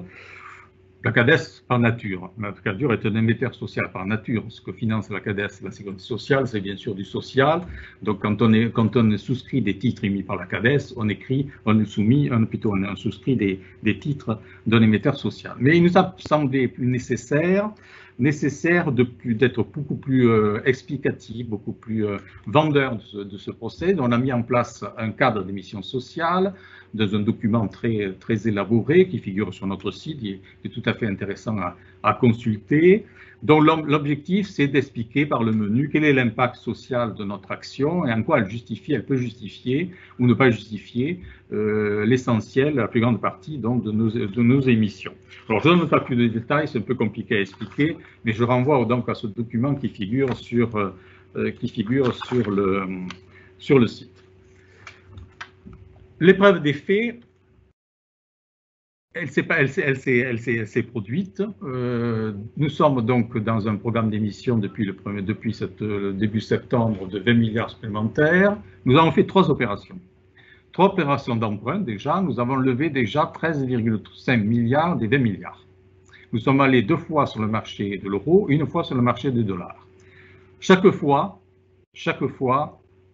des taux d'intérêt négatifs ou quasiment nuls, ou totalement nuls. On a fait un emprunt à zéro, un peu plus de 0%, enfin un chouïa de 0% en euros. On vient de faire une opération la semaine dernière, de nouveau en euros de 7 ans de 5 milliards à moins 0,277. Bon, 3 opérations qui ne coûtent rien, qui sont à intérêt négatif, et chaque fois avec un afflux considérable d'émetteurs. L'émission qu'on a fait le 29 septembre, on a eu 200 investisseurs qui se sont manifestés pour nous prêter donc 5 milliards d'euros. Il y avait 14 milliards d'offres, on aurait pu lever donc théoriquement 14 milliards d'un seul coup. Donc ça confirme le sentiment qu'on avait que notre signature avait retrouvé une très forte visibilité, c'est confirmé. Donc on est très confiant, on est quand même prudent parce que apparaît dans le paysage un émetteur qu'a évoqué Xavier Rago tout à l'heure, qui s'appelle l'Union européenne, les 750 milliards, il faut les financer. 750 milliards, ça va être prélevé sur le marché international des capitaux. Il y a déjà 80 milliards qui ont été annoncés, ils ne sont pas encore actifs manifestement sur le marché, mais 80 milliards pour l'année 2020. Donc, on a un nouvel acteur qui est tout à fait conséquent, qui s'est profilé. Est-ce quel effet ça va avoir sur le marché? Est-ce que ça va avoir un effet de bousculement, d'éviction de certains acteurs? Bon, on reste quand même confiant, mais le paysage est quand même, de ce point de vue, est en train de changer. Nous ne sommes pas les seuls aussi États dans la planète qui ont besoin d'avoir un recours très significatif et très important à des emprunts de moyen et long terme. Voilà, donc on est confiant pour le moment dans cette situation des marchés. Bon, ça demande beaucoup de temps, beaucoup de travail, bien sûr, pour les travailler, si je puis dire entre guillemets, mais l'orientation est quand même bonne. On est aussi dans la performance, on partage le point de vue, je crois que Xavier Rago l'a expliqué tout à l'heure, selon lequel les taux vont rester dans cette zone négative, largement négative, pour le dire, pendant encore quelques années, et qu'il y aura un certain confort pour le moment à pouvoir financer sans trop de risques cette dette sociale qui malheureusement a de nouveau explosé. Voilà ce que je voulais vous dire. Eh bien, c'est très bien. J'ai quelques petites questions quand même à aborder. Bon, profitons de la présence de Xavier Rago. Tout à l'heure, avant votre intervention, il disait du bien de la CADES. Je lui demandais s'il en dit encore plus après vous avoir entendu. C'est une bonne question. Je le laisse réfléchir quand même parce que ça fait un peu piège. Là. La première question, c'est quelles sont les autres signatures à l'international? Vous parliez tout à l'heure d'un petit groupe de signatures internationales qui était très bien vu. Quelles sont les autres à côté de la CADES? Celle qui s'impose le plus, c'est l'AFT, c'est l'Agence France Trésor. L'État français a une excellente signature. On travaille ensemble depuis quelques années, mais oui, il n'y a aucun doute que l'État français a une signature qui est très très demandée. Alors que le Trésor va faire, l'Agence France Trésor va être obligée cette année de lever quelques 260 milliards d'euros. Hein. Donc c'est bien plus que nous, avec nos 24 milliards au total cette année. Donc, mais bon, l'Agence France Trésor, en général, c'est les émetteurs publics. Il n'y a pas d'équivalent de la CADES dans le monde. Hein. On est les seuls à avoir cette définition et ce rôle. Il n'y a pas d'équivalent, mais tous les émetteurs publics d'État dont l'économie a une bonne image de marque extérieure sont dans cette situation. Je voulais juste ajouter une chose, c'est que dans l'émission qu'on a fait le 29 septembre, les 2/3 des investissements qui ont été faits, qui nous étaient proposés, étaient des investisseurs qui s'intéressent aux émissions sociales. Donc en fait, le public de l'émetteur social, il existe, et la façon dont on a développé donc ce processus, on n'est pas le seul. L'UNEDIC vous dira tout à l'heure, le directeur de l'UNEDIC vous dira tout à l'heure, ils ont procédé de même. D'ailleurs, ils font aussi un cadre d'émissions sociales depuis le printemps, a élargi notre horizon en termes d'investisseurs intéressés.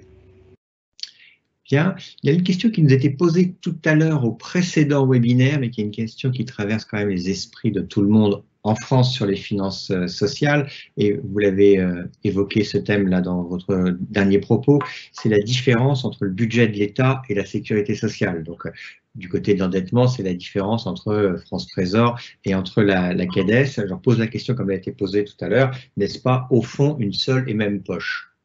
Et ce n'est pas une. Enfin, la réponse, c'est qu'on ne réagit pas du tout de la même façon vis-à-vis de la dette de la Sécu que vis-à-vis de la dette de l'État. L'État ne se désendette pas. Il n'amortit pas l'État. Il cumule. Il cumule. La CADES est un processus vertueux.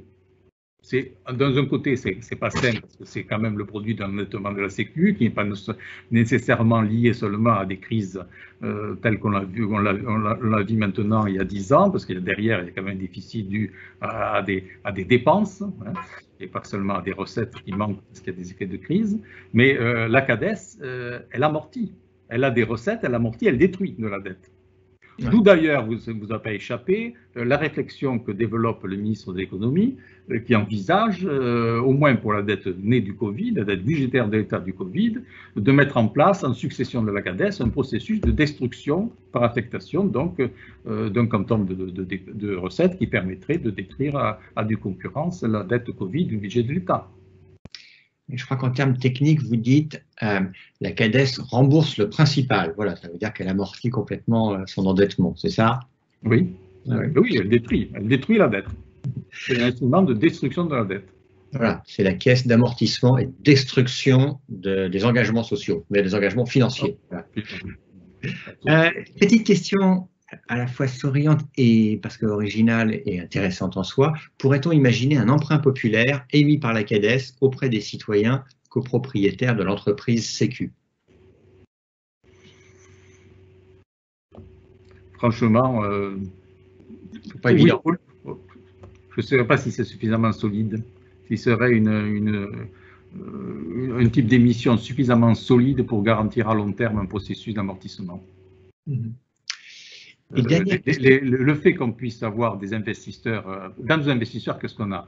On a des banques centrales, on a des gros organismes financiers, des banques, des compagnies d'assurance, des organismes qui jouent sur le très long terme, qui vivent sur le très long terme. Donc, ils sont capables de garder dans leur portefeuille nos titres pendant des décennies, si c'était nécessaire. Ce ne sera pas le cas, puisqu'on a une prolongation à 9 ans.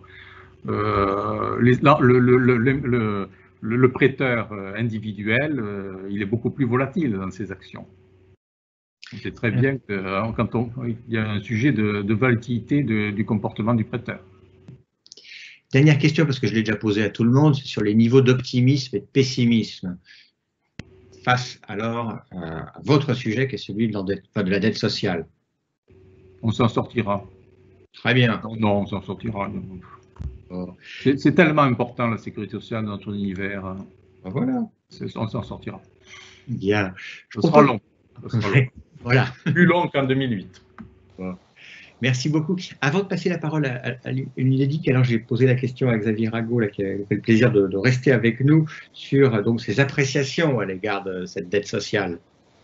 Alors, moi, je reste parce que j'ai hâte d'entendre les interventions brillantes de ceux qui me succèdent. Hein. C'est pas pour continuer à parler. Ce flot de questions, toutes plus intelligentes les unes que les autres.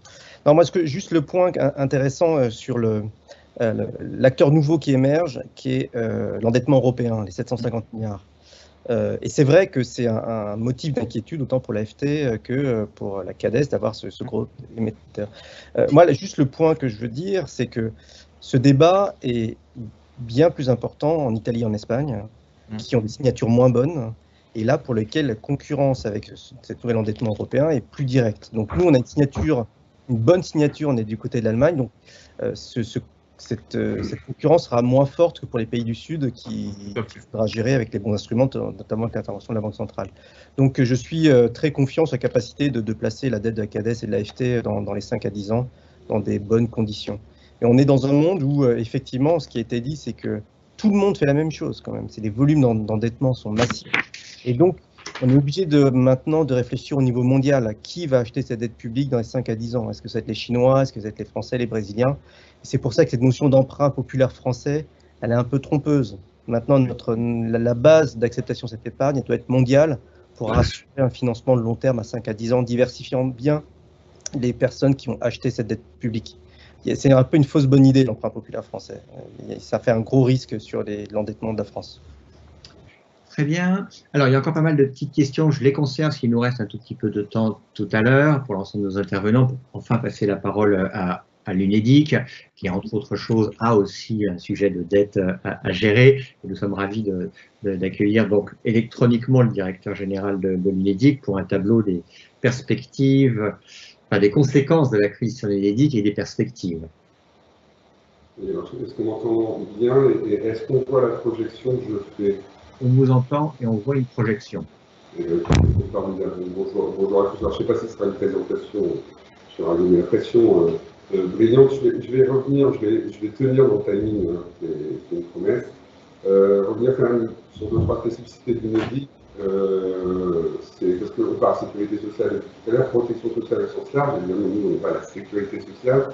L'UNEDIC, c'est un organisme paritaire qui a été fondé en 1958 à l'initiative quand même du général de Gaulle, donc c'est une institution légitime et ancienne, qui a une particularité par rapport à ce qu'on vient de dire, quand on est, je crois que Jean-Honneur évoquait la réactivité des différents fonds sociaux, qu'on est peut-être vraisemblablement la protection sociale la plus réactive à la conjoncture. Donc, on va le voir dans les quelques graphiques que je vais passer, ça va être assez rapide.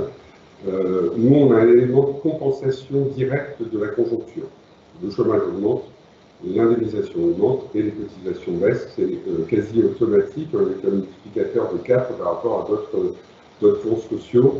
Notre particularité de l'UNEDIC, c'est qu'elle est pilotée. Alors ça, c'est le schéma théorique qui a un petit peu changé. Je pense pas que j'y reviendrai ici, mais ça, c'est une question. C'est un petit peu changé depuis l'année dernière et la reprise en main, entre guillemets, de l'État. Normalement, on fonctionne sous un cadrage des pouvoirs publics depuis 2017. Une négociation des partenaires sociaux qui définissent à la fois le niveau de prestation et le niveau de contribution par les cotisations employeurs. Ça a changé avec le changement du mode de financement, puisque, on verra un petit peu plus loin, on n'est plus financé par les cotisations salariales. L'UNEDIC, c'est aussi une toute petite structure, je leur dis, on est une centaine, d'un niveau d'expertise relativement élevé, on le verra sur la partie financement. Quelques chiffres clés, pareil, pour ne pas faire très long. C'est 6 millions, un peu plus de 6 millions de personnes bénéficiaires inscrits comme demandeurs d'emploi, 3,7 millions qui ont une indemnisation à un moment donné et 2,6 millions qui sont indemnisés à un moment donné cette année. Essentiellement des personnes qui sont plutôt dans une logique de précarité, puisqu'il n'y en a qu'un tiers, c'est suite à un le reste c'est des fins de contrat ou l'équivalent. Et je vais garder cet élément, quand on dit voilà, les chômeurs profitent du système, le montant moyen des allocations, c'est 910 €, ce qui n'est pas quand même un élément extrêmement élevé, mais qui est important pour l'ensemble des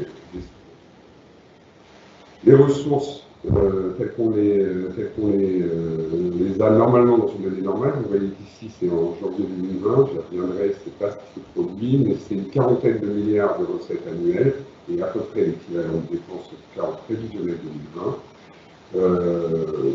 Des compensations d'exonération pour 4 milliards, une cotisation employeur, ça représente la plus grande part en fait des ressources de l'UNEDIC, et une CSG à 1,47% depuis l'aide de cadrage de 2018, qui compense les 2,12% ou 12,16% de la part salariale précédente. Donc on est sur une CSG activité qui va un peu plus loin que les salariés du secteur privé, donc pour un volume de recettes annuelles de 40 millions.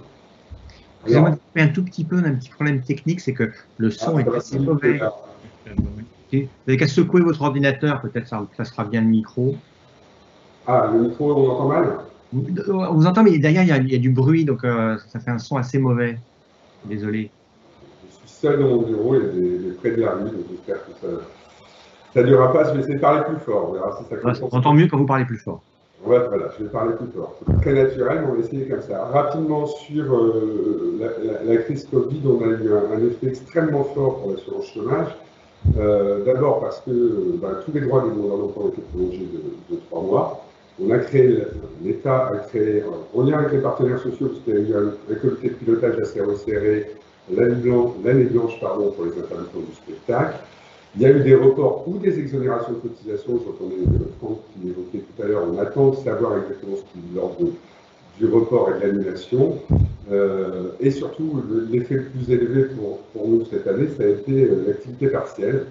Il y a 9 millions de salariés qui ont bénéficié de l'activité partielle. Elle est payée pour un tiers par l'assurance chômage, ce qui représente près de 10 milliards pour cette année, on le reverra. Il faut savoir que l'année dernière, c'était 50 millions d'euros l'activité partielle pour l'assurance chômage.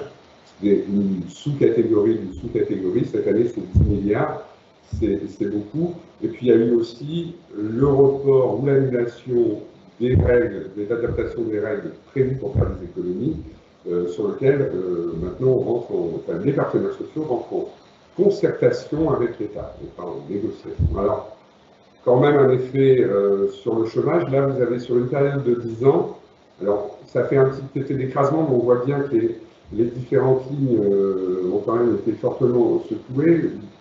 La demande d'emploi en global, c'est la ligne verte en haut. Elle était sur une pente descendante. Évidemment, elle a connu un soubresaut important avec la crise du Covid. Et encore plus, la ligne qui est juste en dessous, la demande d'emploi de catégorie A, c'est-à-dire les personnes n'ayant pas travaillé le mois précédent, qui a bien sûr bondi fortement à l'issue du confinement. Alors, on voit très bien d'ailleurs que pendant la partie confinement, il n'y a pas eu d'augmentation, parce qu'il y a eu une prolongation des droits, et puis on a eu un effet, un rattrapage important. Le prochain est peut-être un peu plus spectaculaire, puisque c'est le chômage au sens du BIT, où là on voit bien qu'il y a une pente, c'est tout en haut, qui est le nombre de chômeurs au sens du BIT, c'est-à-dire n'ayant pas du tout travaillé, recherchant un emploi immédiatement disponible, qui était en forte baisse quand même par rapport à ça. C'est pour ça qu'on a vu d'ailleurs des chiffres du chômage au mois de juin qui étaient au sens du BIT assez bons. Et la ligne violette que vous voyez, c'est ce qu'on appelle le halo du chômage. C'est toutes les personnes qui ne répondent pas stricto sensu à la définition du BIT, mais qui sont en proximité de cette définition. Et là, on voit bien l'effet, il est quand même assez parlant sur les demandeurs d'emploi. Et sachant que, vraisemblablement, cette courbe va se continuer de façon assez négative et que le pire en termes de volume de demandeurs d'emploi est devant nous. Sur la partie impact financier, vous avez sur la gauche de ce graphique les 900 millions d'euros attendus comme déficit de l'assurance chômage en fin d'année. Et sur la partie droite, l'évaluation qui en a été faite en juin 2020, qui sera certainement réactualisé, on le verra aussi dans un prochain graphique, mais bon, qui est très différent de ce qui était attendu, avec une prédominance assez forte quand même de l'activité partielle, qui entre les dépenses directes et la baisse des recettes, tournerait autour de 13 milliards, peut-être 11 finalement en fin d'année, un certain nombre de reports, un certain nombre de décisions, et puis bien sûr la partie grise qui est dans le graphique, qui représente un peu le cœur historique de l'équilibre de l'assurance chômage, c'est-à-dire une baisse des recettes par moins d'emploi et une augmentation des allocations. Donc, on voit bien qu'il y a différentes composantes à cette augmentation de l'endettement, et certains pourront être directement affectés, entre guillemets, à une sorte de dette Covid. Alors, juste, c'est un graphique qu'on vient de faire pour donner une représentation de ce que ça fait. Vous avez en bleu les prévisions en septembre 2019 à l'issue des décisions de l'État sur le régime d'assurance chômage en trésorerie. Et vous avez la ligne rouge, la réalisation finalement de cette évolution de la trésorerie. Ça a de fait un effet direct sur l'endettement. Pareil, ligne bleue, ce qui était prévu suite aux mises en œuvre de la réforme de l'assurance chômage en termes de prévisionnisme. Et en rouge, la réalité de l'endettement de l'assurance chômage au moment où on parle, qui dépasse les 54 milliards d'euros aujourd'hui. Alors justement, la partie financement, toute cette augmentation de l'endettement a été financée par la dette. Comme l'a dit M. Roy, merci, effectivement, l'UNEDIC a été, je crois, la première à lancer des social bonds au printemps pour 4 milliards d'euros. On est dans une dynamique, ça a déjà été expliqué par les précédents intervenants, donc je ne reviendrai pas forcément, mais on emprunte effectivement en dessous de 10 ans à des taux négatifs aujourd'hui. On devrait relancer encore un emprunt cette semaine. On escompte des taux négatifs. Il n'y a que sur des maturités assez longues qu'on a des taux positifs, ce qui fait que le taux moyen, les taux d'intérêt moyens de l'endettement de l'UNEDIC passaient de un peu plus de 1,1-1,2% à 0,65%, le taux d'intérêt, pardon, à 0,65 actuellement. On est encore sur une baisse. Ce qui répond peut-être aussi en partie à la question d'un emprunt populaire, puisque je ne suis pas certain qu'il serait très populaire pour un emprunt populaire, de proposer sur 10 ans un taux négatif. Je ne suis pas certain qu'on aurait un succès fort, mais effectivement pour des gros investisseurs, et ça a été dit par la CADES, nous on a toujours à peu près le double du demandé en proposition de financement avec des chiffres analogues à ce qu'évoque la CADES. Donc retour à l'endettement extrêmement massif, on avait prévu 2 milliards d'émissions cette année, on devrait être autour de 17-18 milliards d'émissions au lieu des 2 milliards. Rapidement, pour rester dans les 10 minutes, les enjeux du moment, le PLF, PLFSS, donc les 1,47 points de CSG ont été repris dans le PLFSS 2021. La compensation des exonérations est bien reprise et la garantie d'État a été augmentée de 10 milliards pour l'année prochaine. Donc on a une forme de garantie sur l'année prochaine de s'inscrire, on va dire, dans la dette sociale traditionnelle. Après, il reste des questions. Peut-être que je n'ai pas forcément la réponse. C'est la question du financement d'activité partielle. Je l'ai dit, en 2019, c'était 50 millions d'euros. Cette année, c'est entre 11 et 12 milliards. On est sur un autre point. Et il est prévu, sur la part UNEDIC pour 2021, de la part de l'État, 2,2 milliards de financement d'activité partielle. Et tout cela, évidemment, hors reconfinement ou mesures administratives drastiques. Donc, il y a une vraie question sur le long terme. Je sais qu'il y a eu des bruits, il y a eu des choses qui ont été évoquées sur les capacités de financer cette dette. Il y a une question sur la dette de l'UNEDIC qui est en partie une dette Covid, en partie une décision de l'État, qu'on peut juger très bonne, en tout cas, sur lesquelles qui sont un peu exogènes à l'habitude du régime, notamment sur l'activité partielle. Et les concertations ont démarré la semaine dernière. Un nouveau rendez-vous est pris en fin de mois avec les partenaires sociaux pour évoquer la question du traitement de cette dette. Je ne vais pas faire beaucoup plus long, je pense que le reste est peut-être terminé. Je vous enlève la présentation.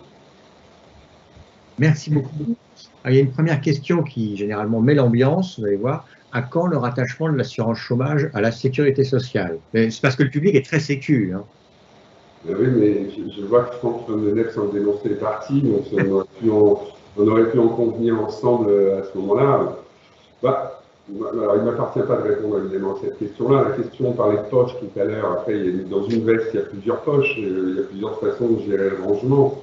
Effectivement, M. Ray évoqué la différence entre la façon de l'État de penser sa dette et la façon de la sécurité sociale de dépeindre sa dette.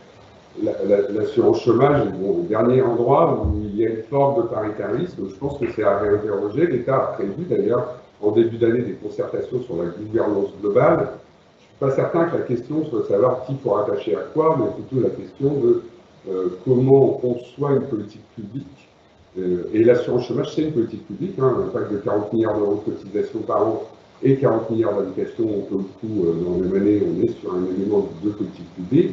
Et comment la société, ce que j'appelle moi la société civile, puisque c'est impropre, mais comment les partenaires sociaux peuvent être aussi partie prenante de la responsabilité d'un régime de ce type-là et partager avec l'État, évidemment, qui, in fine, décide, l'État dans sa grande composante, in fine, décide, voilà. Donc je ne répondrai pas parce que je n'ai pas la réponse. Quel est l'intérêt d'avoir un sixième risque à la sécurité sociale? Je ne sais pas. Est-ce qu'on peut conserver dans un pilotage un peu partagé avec l'État et la sécurité sociale des éléments de trajectoire sur l'assurance chômage? Moi, j'en suis convaincu. Donc, voilà. Alors, c'est toujours sur le sujet des dettes, exactement dans le même sillon. On me demande si la CADES ne devrait pas gérer la dette de l'UNEDIC.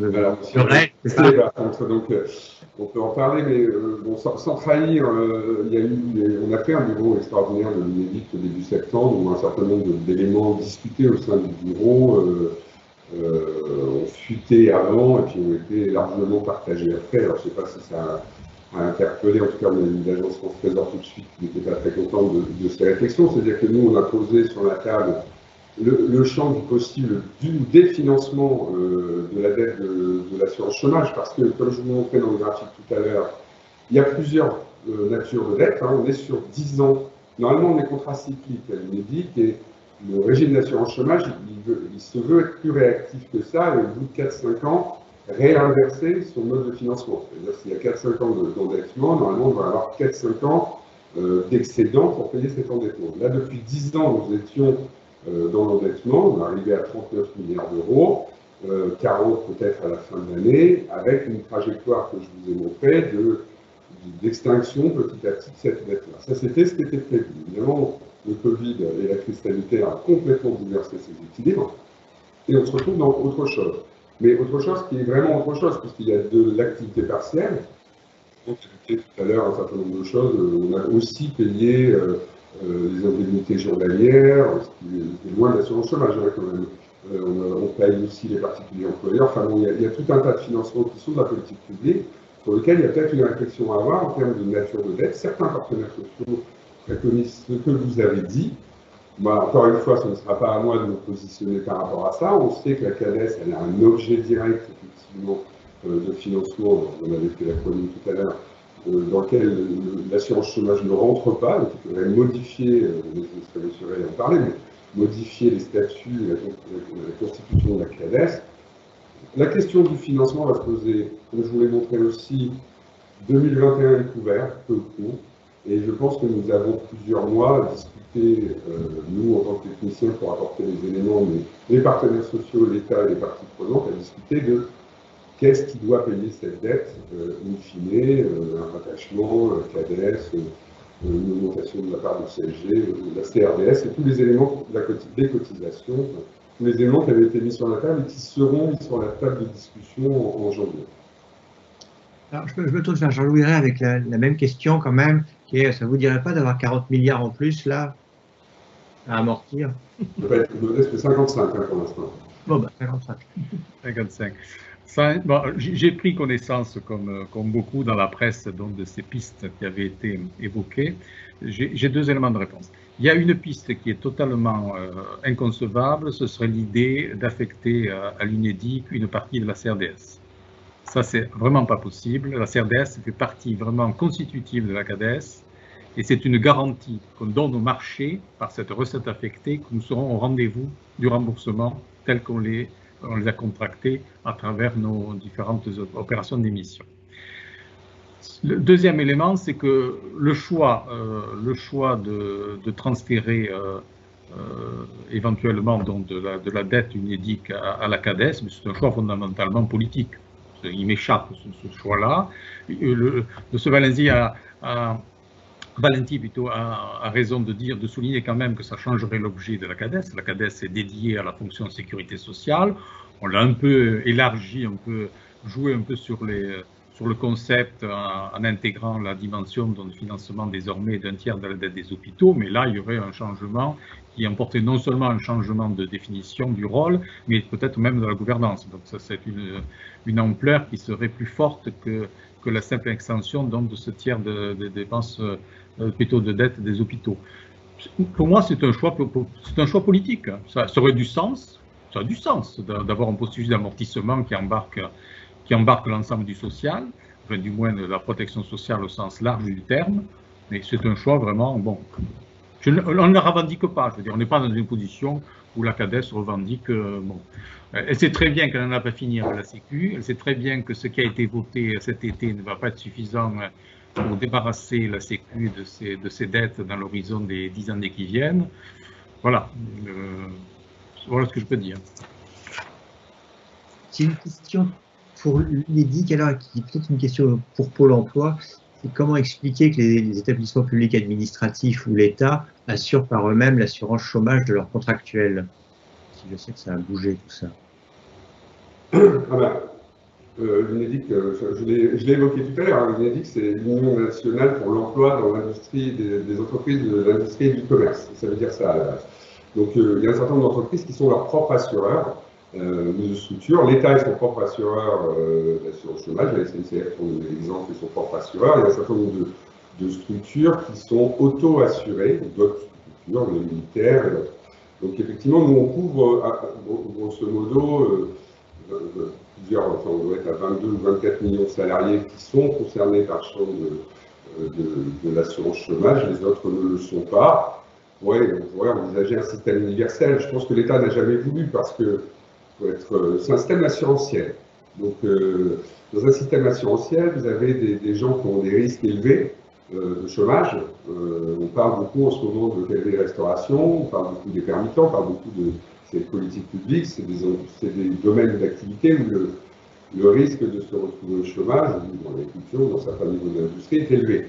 Le risque de se retrouver au chômage quand on est agent public est assez faible, ce qui fait qu'il y aurait beaucoup de cotisants pour peu de cotiser. Moi, je serais assez d'accord de récupérer un équivalent de cotisation sur l'ensemble de la fonction publique, vu le taux de risque chômage, on équilibrerait les comptes extrêmement vite, je pense.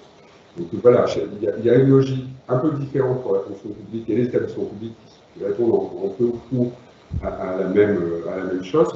Notamment pour leur statutaire, parce que pour les contractuels, par contre, ils sont intégrés. C'est-à-dire que la partie des contractuels de l'établissement public d'État, ils s'intègrent bien dans l'assurance chômage. Et les fonctionnaires ou les équivalents types statutaires à la SNCF sont dans un régime protecteur, un niveau de protection qui faut que c'est une auto-assurance. Parfait, je me permets de vous poser la même question que tout le monde, je vais poser à tout le monde, donc elle est assez simple, c'est sur votre niveau d'optimisme ou de pessimisme.